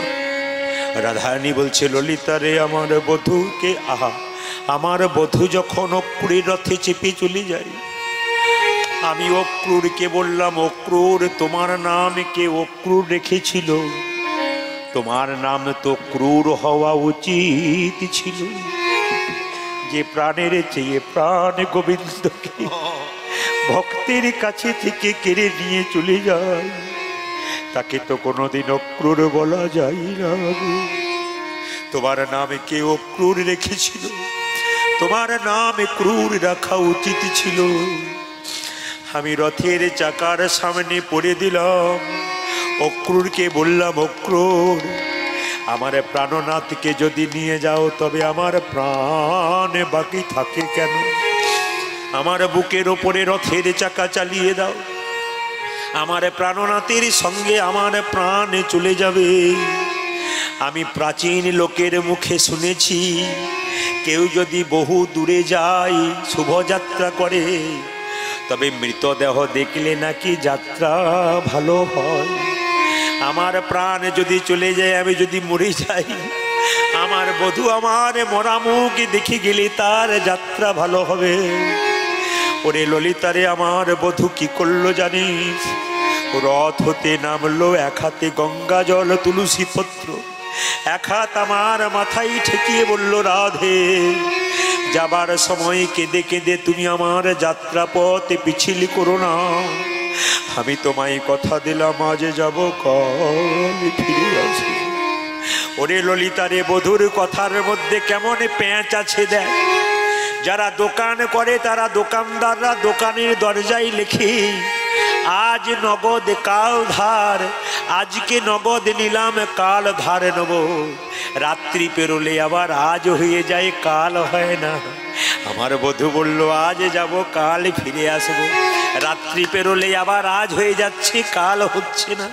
ওরে ললিতারি, আমার বধূ যেদিন থেকে গেছে 100 বছর গেছে। আমি 100 বছর স্নান করি নাই, আমি 100 বছর পা ধুই নাই। ললিতা বলছে, এ কেমন কথা? বলছে, শোন ললিতা, যেদিন আমার প্রাণ বধূ আমায় ছেড়ে চলে যাবে, আমি বললাম, বধূ তুমি আমায় কেমন ভালোবাসো? ভগবান বলল, এত ভালোবাসার পরীক্ষা দিয়ে আবার দিতে হবে? বলে, হ্যাঁ, কি করতে হবে? রাধারানী বলল, প্রাণনাথ তোমার কোলে বসে আমায় সাজাইয়ে দাও। ওরে ললিতা রে, আমি প্রাণ বধূর কোলে বসলাম, নিজের হাতে গোবিন্দ আমার স্মৃতিতে সিঁদুর পরাইয়ে দিল। বেণী মাধবে নিজের হাতে বেণী বেঁধে দিল, আমার নয়নে কাজল পরাইয়ে দিল, আমার চরণে গোবিন্দ নিজের হাতের আলতা পরিয়ে দিল। আমি মনে মনে ভাবি, কত যোগী, কত মুনি ঋষি কত দিন ধরে সাধনা করে গোবিন্দের চরণে পাবার জন্য আমি আলা ভোলা গোয়ালিনী কি এমন কর্ম করেছিলাম, যার জন্যে স্বয়ং ভগবান আমার চরণে আলতা পরিয়ে দিচ্ছে। কত যোগী, কত মুনি ঋষি কতদিন ধরে গোবিন্দের চরণে পাওয়ার জন্য সাধনা করি। আচ্ছা ললিতা, আমি 100 বছর স্নান করি নাই কেন জানিস? আমার বধূ বলেছে, আমি আজ যাব কাল ফিরে আসব। আমার বেণী বাঁধা বেণী দেখব, স্মৃতির সিঁদুর দেখব, পায়ের আলতা দেখব, নয়নের কাজল দেখব। কিন্তু ললিতা, আমি স্নান করেছি, আমি 100 বছর স্নান করি নাই। বেণীটা যেমনকার তেমন বাঁধা আছে। বধূ যদি আমার আসে কোনোদিনই দেখাতে পারবো। স্মৃতির সিঁদুর স্নান করি নাই বলে যেমনকার তেমন আছি, চরণের আলতা পা ধুই নাই বলে যেমনকার তেমন আছি। বধূ যদি কোনোদিন ফিরে আসে, আমি সব দেখাতে পারবো, শুধু দুটো জিনিস দেখাতে পারবো না। কোন দুটো জিনিস? নয়নের কাজল দুটো। কেন দেখাতে পারবি না? কৃষ্ণ বলে কেঁদে কেঁদে আমার নয়নের কাজল মুছে গেছে। এই বাড়ির 4 জন মেয়ে, যাদের বাবার আত্মা শান্তির জন্য বারবার আমাকে ফোন করে, কিন্তু ওরা জানে আমি প্রথম কোনো গ্রাহ্যই দিইনি। বারবার বলে গান করতে হবে, আমি কোনো গ্রাহ্যই দিইনি। মেয়েরা গান করাবে, কোনো ছেলেরা ফোন করে না, কি ব্যাপার? ওদের বারবার আকুতি মিনতির জোরে এক সময় দেখলাম না, কথা দিতেই হবে। ওরা ওনার বাবার আত্মা শান্তির জন্য এনেছেন এবং ওদের মধ্যে প্রেম ভক্তি আছে। আপনারা যারা জ্ঞানীজন গুণীজন এসছেন, যারা বয়স্ক আছেন, ওদের আশীর্বাদ করে দিয়ে যাবেন। পুরুষ মানুষ যা করতে পারে, মেয়ে হয়ে তা জানিয়ে দিয়ে গেল, শিখিয়ে দিয়ে গেল যে আমরাও কম যাই না। তাদের অক্লান্ত পরিশ্রম এবং চেষ্টা, ওনার বাবার আত্মার শান্তি হোক এই প্রার্থনাই করব। স্বয়ং মহাপ্রভু, যিনি কলিযুগের ভগবান, সচিমাতার আদরের সন্তান, 8টি মেয়ে মারা যাবার পর বিশ্বরূপের জন্ম হয়েছিল। সে এক সময় সন্ন্যাস নিয়ে চলে গেল, তারপর নিমাই জন্ম নিল, সেও সন্ন্যাস নিয়ে চলে গেল। মহাপ্রভু চলে গেছেন বলে ভক্তগণ কাঁদছেন। আচ্ছা বলুন তো, যিনি মারা গেছেন, দেহ রেখেছেন, তিনি যেদিন এই গ্রাম ছেড়ে চলে গেছিলেন সেদিন সবাই কেঁদেছিল না? কে কেঁদেছিল? তার সঙ্গে যা সম্পর্ক ছিল, সম্বন্ধ ছিল, একমাত্র তারাই কেঁদেছিল। মহাপ্রভু চলে গেছে বলে সবাই কাঁদছে, কিন্তু কেউ কেউ বেশি করে কাঁদছে। আমি কালকে যেখানে ছিলাম, বীরভূমেই ছিলাম, ভালো একটা জায়গাতে। তো সেখান থেকে সারাটা রাত্রি জেগে এখানে পৌঁছেছি 11টার সময়, একটু ঘুমাইনি। আমাদের ক্লান্তি নেই, আপনাদের ক্লান্তি থাকবে কেন? অনেকে বলছে আপনাদের ক্লান্তি থাকবে কেন, আপনি তো কীর্তনে শেষে পেয়ে যাবেন। না না, মিষ্টির দোকানে যে মিষ্টি তৈরি করে সে তো রোজগার করে গেল, যে কিনে খেলো সেই তো আস্বাদন করলো। আপনারা তো আসল ভক্ত, আপনারা আস্বাদন করবেন। আপনারা যারা তালি দিচ্ছেন তাদের দেখে খুব ভালো লাগছে, আর যারা এরকম করে দাঁড়িয়ে আছেন তাদের দেখে আমার আরও ভালো লাগছে। কেন বলুন তো?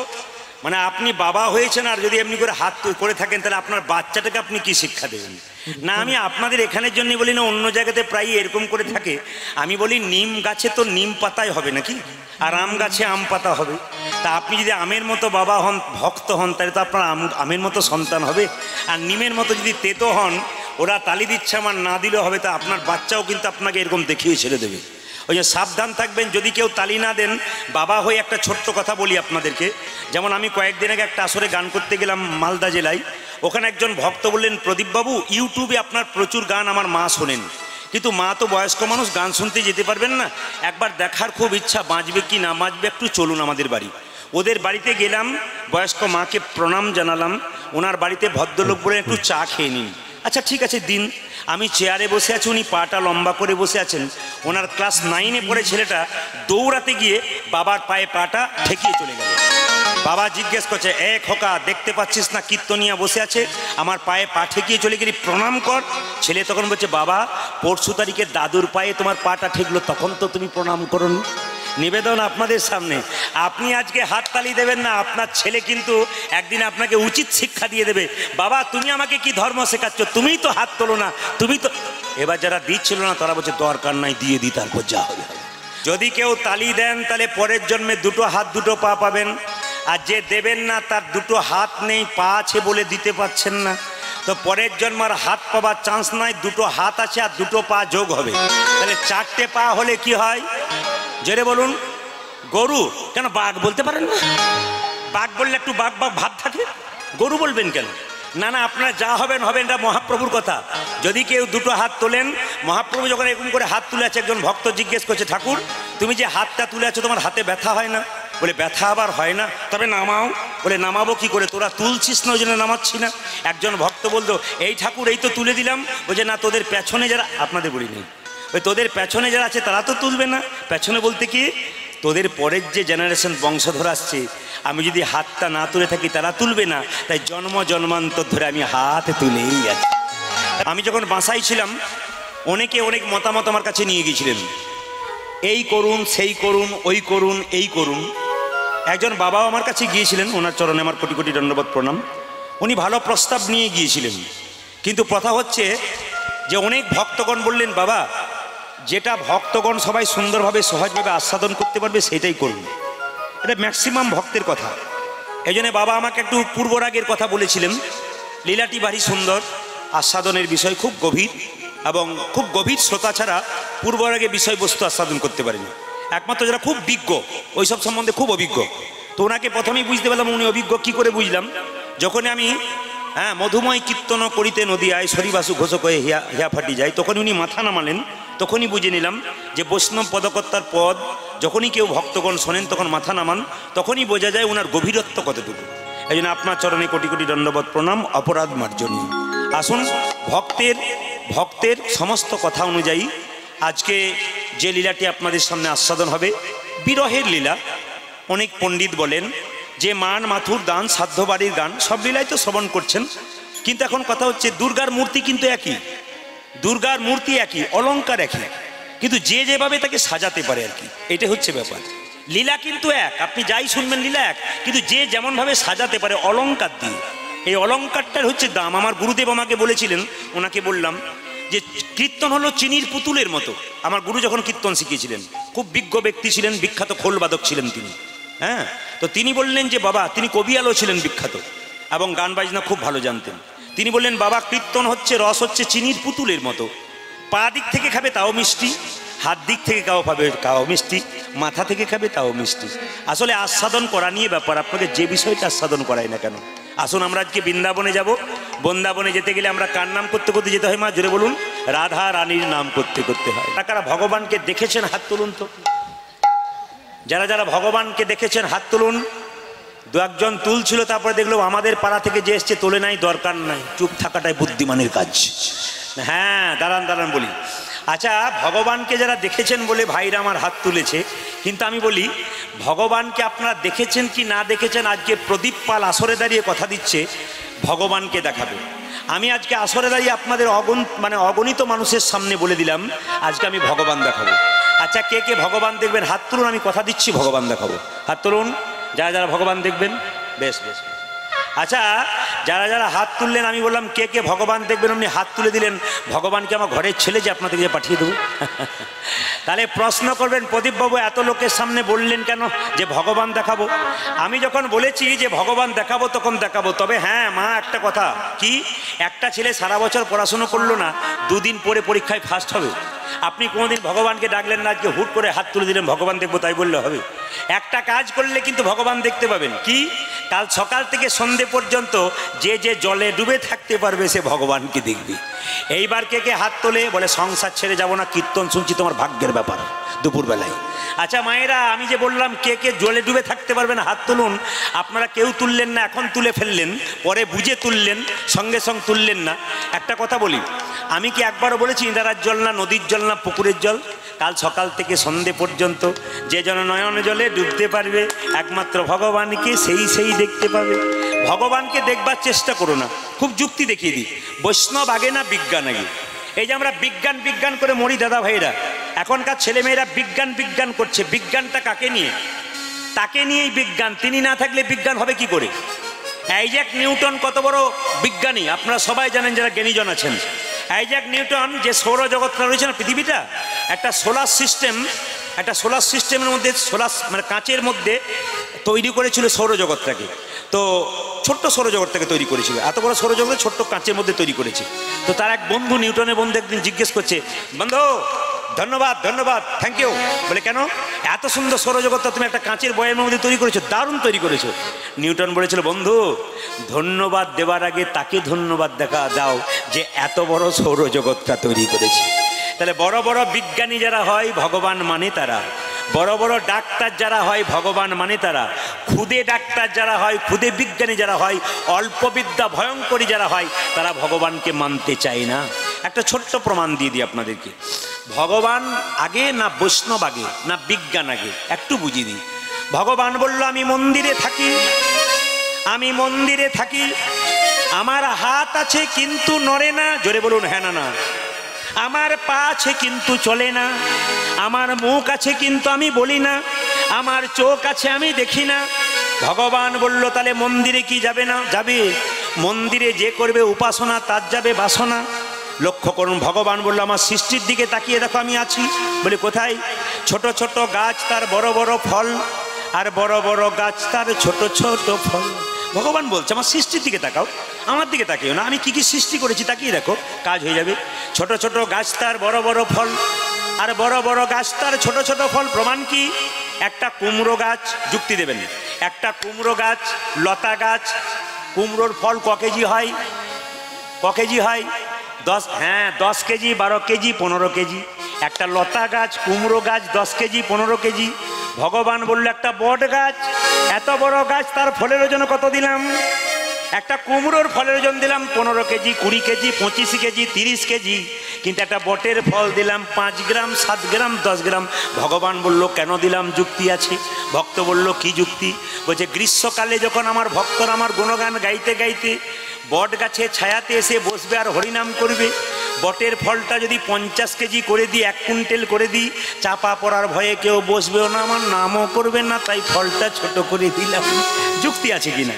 এবার একটা রাখাল বালক এদিকে একটা রাখাল বালক গরু চড়াতে গেছে। একদিন গাছের ওপরে বসে মনে মনে ভাবছে, বট গাছে বসে মনে মনে ভাবছে, ভগবানের কোনো বিচার নাই, এত বড় গাছ আর এইটুকুটুকু ফল, বলে আছে আর নাকের মধ্যে একটা ফল। মনে মনে ভাবছে, ভাগ্যে ফলটা এত বড় হয় না, নাক মুখ চোখ আমার সব ভেঙে যেত। ভগবান সব প্রমাণ দিলেন।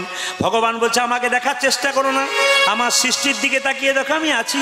ডাক্তার বলল, কারো চোখ খারাপ হয়ে গেলে আমরা চশমা দিয়ে দিই, খুব ভালো কথা। কারো কান খারাপ হয়ে গেলে ইয়ারফোন দিয়ে দিই, কারো দাঁত ভেঙে গেলে দাঁত দিয়ে দিই, কারো হার্টের ভাল্ব নষ্ট হয়ে গেলে ভাল্ব দিয়ে দিই। কে বলল? ডাক্তার বলল। সঙ্গে সঙ্গে বৈষ্ণব বলল, ডাক্তার তুমি তো মানুষের চোখ খারাপ হলে চশমা দাও, কান খারাপ হলে ইয়ারফোন দাও, দাঁত ভেঙে গেলে দাঁত দাও, হার্টের ভাল্ব নষ্ট হয়ে গেলে ভাল্ব দিয়ে দাও, কোনো মানুষের চরিত্র খারাপ হলে কোনো ওষুধ ইঞ্জেকশন দিতে পারো নাকি? আপনাদের এলাকায় কোনো ডাক্তার আছে? সব সারতে পারে, চরিত্র পরিবর্তন করতে পারে। সঙ্গে সঙ্গে বৈষ্ণবকে বিজ্ঞান বলল, তোমাদের মধ্যে আছে নাকি? বলে, হ্যাঁ হ্যাঁ, আমাদের মধ্যে অনেকে চরিত্র পরিবর্তন হয়েছে। এই বৈষ্ণবের পথে স্থান নয়, একেবারে ভুল। বিজ্ঞান তৈরি করতে পারে না অরিজিনাল চুল, বটে? বসে শুনুন যত ভক্ত, বিজ্ঞান তৈরি করতে পারে না অরিজিনাল রক্ত, তাহলে ব্লাড ডোনেশন কেন্দ্র তৈরি হতো না। এইবার সবাই লক্ষ্য করুন, মায়ের স্তন দুগ্ধে বাচ্চা চুমুক দিলে দুগ্ধ পায়, কিন্তু বিজ্ঞান একবার মনে মনে ভাবলো, ছুঁচ ফুঁড়ে দেখি, দুধ বের করে বয়মে ভরে নেবো, বিক্রি করব বাজারে। কিন্তু যখন এই মানুষ কি বিজ্ঞান কি করলো, মায়ের স্তন দুগ্ধের মধ্যে ছুঁচ ফুটলো, দেখলো ওতে দুধ বেরোলো না, রক্ত বেরিয়ে এলো। এটাই তো ভগবানের দান। বৈষ্ণব আগে, ও মায়েরা, বৈষ্ণব বিজ্ঞান বলল আমরা উড়োজাহাজ তৈরি করেছি, বৈষ্ণব বলল তার আগে আমরা উড়োজাহাজ তৈরি করেছি, রাবণের পুষ্পরথ তৈরি করেছি। বিজ্ঞান বলল আমরা চাপাকল তৈরি করেছি, বৈষ্ণব বলল তার আগে আমরা আর্টিজ্য কূপ তৈরি করেছি। চিপতে হয় না, টিপতে হয় না, আপনা আপনি জল পড়ে। বলে কখন? ভীষ্ম যখন সরসজ্জায় ছিল, অর্জুনকে বলেছিল মা গঙ্গার জল পান করব, অর্জুন তীরবিদ্ধ করেছিল, আর ওখানকার জলটা ভীষ্ম বসে বসেই পান করেছিল। রাধারানী কৃষ্ণ কথা বলতে বলতে অজ্ঞান হয়ে গেছিল। দেখবেন গঙ্গা জলে গঙ্গা পুজো হয়, গঙ্গা জলে সব পুজো হয়, গঙ্গা পুজো কিসে হয়? গঙ্গা জলে হয়। হরিনামে যারা অজ্ঞান হয়, নামেই তাদের জ্ঞান ফেরানো হয়। রাধারানী কৃষ্ণ কথা বলতে বলতে অজ্ঞান হয়ে গেল, সখীরা বললো নাম দে নাম দে। মায়েরা কৃষ্ণ নাম যেই না শোনালো, রাধারানীর জ্ঞান ফিরে গেল। এই দিকে তাকাবেন, রাধারানী বলছে আমি 1 জন্মে কাঁদিনি, আমি 4 জন্মে কাঁদছি। আপনারা যদি ঘর থেকে বেরোন শুভ কাজে, দাদা ভাইরা মায়েরা, দুটো জিনিস দেখতে পারলে আপনাদের যাত্রা ভালো হবে। ডান দিকে গাভী দেখলে যাত্রা ভালো হয়, আর ডান দিকে ব্রাহ্মণ দেখলে যাত্রা ভালো হয়। বিন্দা যখন বেরোচ্ছে, ডান দিকে গাভী আর ব্রাহ্মণ দেখছে। মায়েরা কি কি দেখলে ঘর থেকে বেরোবেন না? শাস্ত্র কি বলল? ঘর হতে বাহিরি আতে, ও চালো ঠেকিলো মাথে, হাঁচি জেঠি নামা নিলাম বাধা। ঘর থেকে বেরোনোর সময় যদি ঘরের চালটা মাথায় ঠেকে একটু জল খেয়ে বসে তারপর যেতে হয়। এখন আর ঘরের চাল ঠেকার চান্স নাই, সব তো দালান ঘর হয়ে গেছে। বলছে হাঁচি জেঠি নামা নিলাম বাধা। কেউ যদি জোরে হ্যাঁচ করে হেঁচে দেয়, একটু দাঁড়াতে হয়। কেউ যদি জেঠি মানে টিকটিকি শব্দ করে, একটু বসতে হয়। বলছে কি কি দেখলে যাত্রা খারাপ হয়? শুকনো নদী শুকনো না, শুকনো ডালে ডাকে কা। পথে যদি দেখো মুকুন্দ চাপা, 1 পা না বাড়াও বাপা। তার মানে কি? ঘর থেকে বেরোনোর সময় শুকনো গাছ দেখলে, শুকনো ডালে যদি কাক বসে থাকে, কা কা করে, যাত্রা খুব খারাপ। শুকনো নদী শুকনো না, ঘর থেকে বেরোনোর সময় নদীতে জল নাই, ওই নদী দেখলে যাত্রা ভালো হয় না। শুকনো নৌকা, তাও দেখলে যাত্রা ভালো হয় না। পথে যদি দেখো মুকুন্দ চাপা, মুকুন্দ চাপা মানে কি? যার দাড়ি গোপ কিছুই হয় না। তার এখানে কেউ নাই তো, তাহলে বলবে বেটা সব ভালো করলো, আমাকে গন্ডগোল করলো। না না, এটা আমার কথা নয়, প্রাচীন লোকের কথা। পথে যদি দেখো মুকুন্দ চাপা, দাড়ি গোপ হয় না, এর মুখ দেখলে যাত্রা খারাপ হয়। তবে হ্যাঁ মায়েরা জেনে নিন, পূর্ণ কলসির যাত্রা দেখলে, পূর্ণ কলসির জল দেখলে যাত্রা ভালো হয়। হচ্ছে ঘর থেকে বেরোনোর সময় যদি কোনো মেয়ে মাথায় কাপড় নিয়ে এরকম করে দাঁড়িয়ে থাকে, তার যাত্রা ভালো হয় তার মুখ দেখলে। বয়স্ক বাবারা অনেকেই আছেন, আপনাদের বাড়িতে বৌমা অনেক আছে, তো কিছু মনে করবেন না। আজকালকার বউ বেটি তাদের একটু ব্যবহারের কথা আপনাদের বলবো। না না, নদিয়ার জন্য না, অন্য জায়গার জন্য বললাম। বলবো না ছেড়ে দেবো? দেখ বলবো, দাদারা বলছে বলুন বলুন, আজকে চান্স পেয়েছি, আমরা বলতে পারি না। আর মায়েরাও কিন্তু দু চারজন মনে মনে ভাবছে বলুন, আবার দু চারজন যদি আমার গন্ডগোলটা ধরা পড়ে যায়, তার চাইতে না বলাই ভালো। একটু ছোট, আস্তে আস্তে একটু ছোট করে বলি। এই যে তাকান, এই দিকে দিকে, আগেকার মায়েরা দেখবেন বাড়িতে লোক এলে সেবা করতো না? জোরে বলুন, বয়স্ক বাবারা জানেন, বাড়িতে সেবা, আস্তে আস্তে আস্তে, বাড়িতে সেবা করতো। এই দিকে তাকাবেন, বাড়িতে লোক এলে সেবা করতো। এখন একজন ফোন করছে তার স্ত্রীকে, কি বলছে দেখুন, তার স্ত্রীকে ফোন করছে, শুনছো কোকিলা? হ্যালো কোকিলা? না না, আমি তো বলছি কোকিলা, বলছে কোকিল। ওটা না বললে কিন্তু কাজ হবে না, মিষ্টি করে বলতে হবে। শুনছো কোকিলা? বলে কি? আমার বহুদিনের 5 জন পুরনো বন্ধু, মানে ও বাইরে কাজ করছে আর কি, ওখান থেকে ফোন করছে আমি বাড়ি যাব, বেশি দূর নয় 5 কিলোমিটার। আমার 5 জন বন্ধু এসছে, বন্ধুকে নিয়ে বাড়ি যাব, তো বাড়িতে গিয়ে একটু মানে তোমার হাতে রান্না বান্না খাবে বলছে, তোমাকে কোনদিন দেখেন আমার বন্ধুরা, দেখবে তো তুমি একটু নিজের হাতে রান্না করো। বন্ধুরা দূরে দাঁড়িয়ে সেখান থেকে হ্যালো হ্যালো করছে। তখন ওখান থেকে বলছে, যে ফোনে আপনি ফোন করছেন সেই ফোন নাম্বারটা কোন সীমানার বাইরে আছে।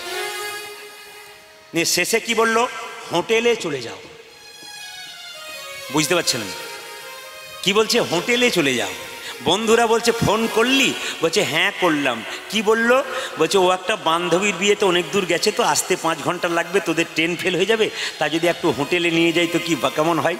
বলছে তা কোনো অসুবিধা নাই, তাহলে বৌদিকে তো একবার দেখা হতো, বহুদিন পরে দেখতে পাই নাই।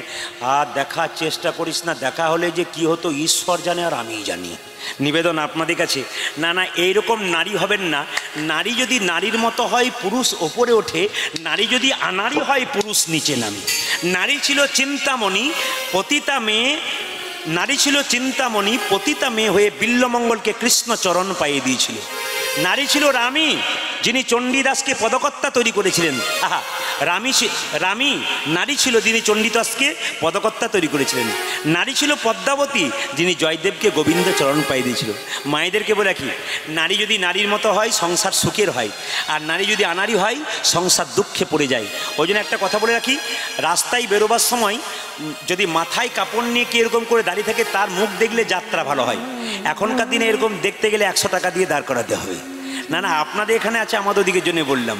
মায়েরা, মাথার কাপড়টার কথা একটু বলি। বাবার আর সব রয়েছেন। আমার মায়ের মা বেঁচে ছিল, মাথার কাপড়টা এখানে ছিল। আমার মা বেঁচে আছেন, 75 বছর বয়স, মাথার কাপড় এখন এখানে, মাথার নিচে নামে না। আমার কাকিমা বেঁচে আছেন, 70 বছর বয়স, সরতে সরতে খোঁপা মানে বাম্পার পর্যন্ত এলো। এখন যারা বাড়িতে এসছে তাদের বাম্পার টাম্পার নেই, হাইওয়ে রোড হয়ে গেছে। তবে একটা কথা বলে রাখি মায়েরা, আগে ভাসুর দেখলে পর্দা নিতেন না? জোরে বলুন হ্যাঁ না না। আগে ভাসুর দেখলে পর্দা নিতেন না, এখন নেয় না। কেন নেয় না বলুন তো? যেদিন থেকে ভাসুর হলো বর্দা সেদিন থেকে সরে গেল পর্দা। যেদিন থেকে ভাসুর বর্দা হলো সেদিন থেকে সরে গেল পর্দা। সকালবেলায় উঠে রাধে রাধে বলতে হয় কেন? কৃষ্ণ বলছে, আমি যে রাধার দাস, ইহাতে ছন্দ হাজার, কোটি কোটি যুগ ভজয়ে আমার, সকল ভজনা বিফলে তার। যদি কেউ রাধা নাম করতে পারে তবে বিনামূল্যে আমাকে কিনে নেয়। ভগবান বেরিয়ে এসে বৃন্দেকে বলছে, মায়েরা জায়গাটা লক্ষ্য করবেন, মাথুরলীলা কত কঠিন ব্যাপার আছে। বাইরেতে বেরিয়ে এসে গোবিন্দ জিজ্ঞাসা করছে, এই মেয়ে তোমার বাড়ি কোথায়?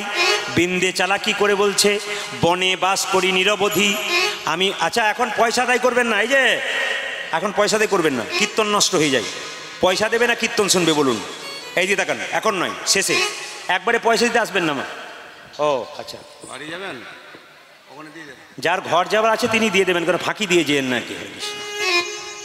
লক্ষ্য করুন রাধারানী কি করছে, গোবিন্দ কি করলো দেখুন।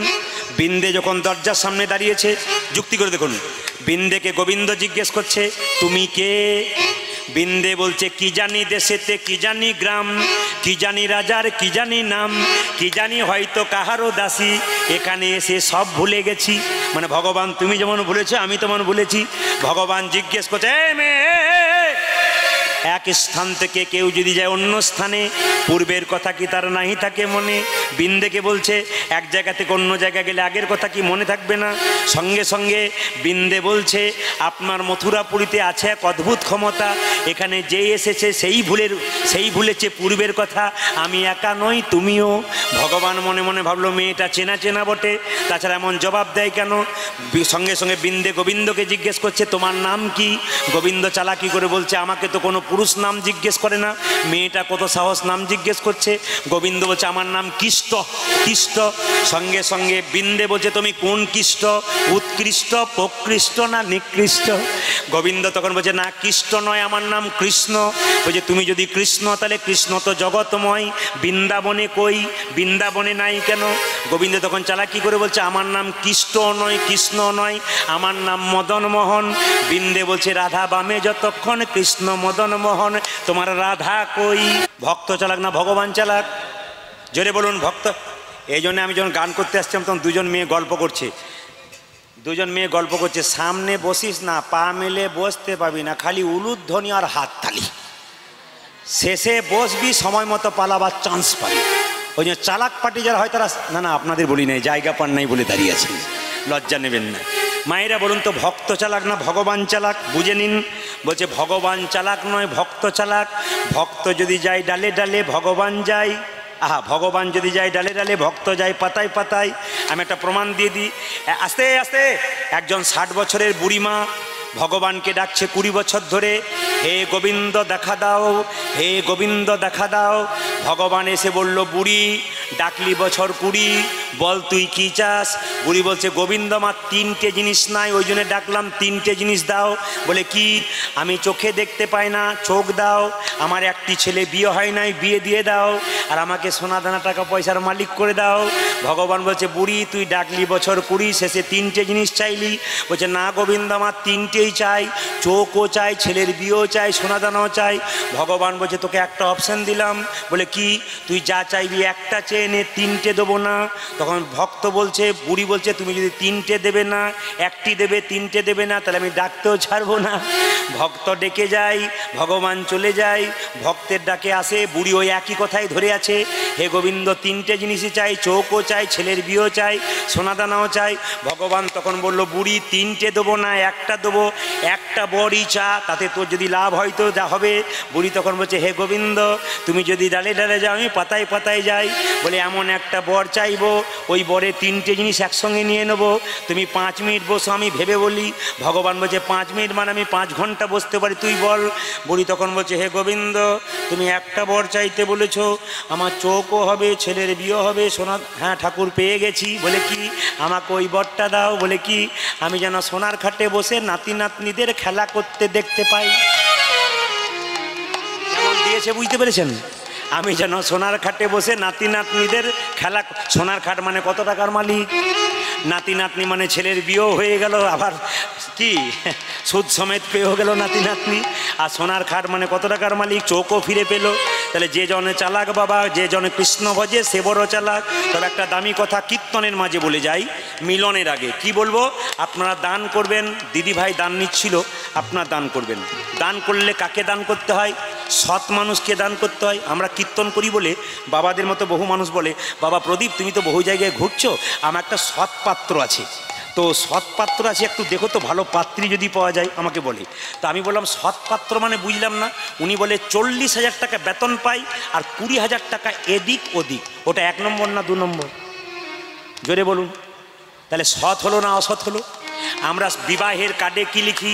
আমরা বিবাহের কার্ডে কি লিখি বাবা? শুভ বিবাহ, শুভ বিবাহ লিখি না? কিন্তু বলুন তো ভেতরে তাকিয়ে দেখুন সত্যি কি বিবাহটা শুভ? যে বিবাহে 4টা ছাগল কাটা হয়, 6টা পাখি কাটা হয়, রক্তবধ হয়, সে জায়গাতে কখনো বিবাহ শুভ হয়? আবার দেখবেন কত ভুল করি দেখুন। একটা জায়গায় আমরা যাই, লাল কাপড়ে বাঁধা থাকে, কি বলি? যাহা বলিব সত্য বলিব। কেউ গেছেন নাকি? জান না? হ্যাঁ তবে বলছেন যে ওই যে বলছেন কোর্টে গেলে করতে হইতে বলছেন, হ্যাঁ আদালতে গিয়ে এইদিকে তাকান কি করতে মায়েরা? যাহা বলিব সত্য বলিব, সত্য ছাড়া মিথ্যা বলিব না। ওইটা ছোঁয়ার পর থেকে হাজার হাজার মিথ্যা বলতে শুরু করি। আমরা আমাদের অন্যায় করার জন্য ভগবানকেও ছুঁতে আমরা বাধ্য করি। মানে কোনো অসুবিধা নাই, তোমাকে ছুঁয়ে কোনো অসুবিধা নেই বলে দেবো। তবে বলে রাখি দান করবেন কোথায়? দান খুব দামি কথা, দান করবেন ভেবে ভেবে, যাকে তাকে দান করবেন না।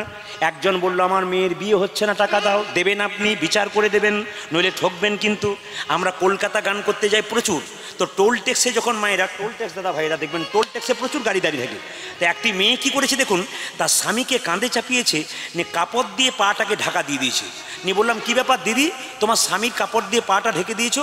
আর বলবেন না দাদা, কুষ্ঠব ব্যাধি স্বামী, কাপড় দিয়ে পাটা ঢেকে দিয়েছি, কেউ দেখতে পারবে না, আমার তো রোজগার নাই, স্বামীর রোজগার নাই, দুটো ছেলে মেয়ে আছে, আমাকে কিছু সাহায্য করুন। স্ত্রী হয়ে স্বামীকে কাঁধে চাপিয়েছে, নিয়ে টাকা আদায় করছে। আমরা বললাম 10 টাকার বদলে 50 টাকা দিয়ে দে। 50 টাকা দিয়ে দিলাম। যত গাড়ি দেখছে, সব গাড়ি দেখছে স্বামীকে কোলে নিয়ে নিয়ে যাচ্ছে, 10 টাকা 20 টাকা 50 টাকা দিচ্ছে। যখন টোল ট্যাক্সের জাম ছেড়ে গেল, তখন আমি ভাবলাম ভদ্রলোক তাহলে এখনও চেপে আছে নাকি দেখছি দিব্যি ভদ্রলোক নেমে দাঁড়িয়ে আছে, নেমে দাঁড়িয়ে আর পাটাকে নাচাচ্ছে। তাহলে আমার বলতে কেমন দিলাম, গোটাটাই ফাঁকাই মেরে দিলাম। তো নিবেদন আপনাদের সামনে বেছে বেছে দান করবেন। আবার দানের কথা বলি, আপনাদের এখানে তো কীর্তন হয়, আমাদের বীরভূমেও কীর্তন হয়। আমাদের নিয়ম হচ্ছে যখনই কীর্তন চালু হবে না, যখনই কীর্তন চালু হবে একজন বৈষ্ণব বাবা একটা থালা নেবে, একটা প্রদীপ নেবে আর তিলক নেবে, সবাইকে তিলক দেবে। আর তিলক দেওয়ার সঙ্গে সঙ্গে কেউ 5 টাকা 10 টাকা 15 টাকা যে যেমন পরে দিচ্ছে। তো সবাই দিচ্ছে, সবাই 5 টাকা 10 টাকা দিচ্ছে। সামনে কিন্তু কয়েক কোটি টাকার মালিক ধুতি পাঞ্জাবি পরে বসে আছে, সবাই দিচ্ছে, ও কিন্তু পকেটে হাতটা ভরছে আর এমনি এমনি করছে। আমি ভাবলাম সবাই দিচ্ছে, এমনি এমনি করছে কেন?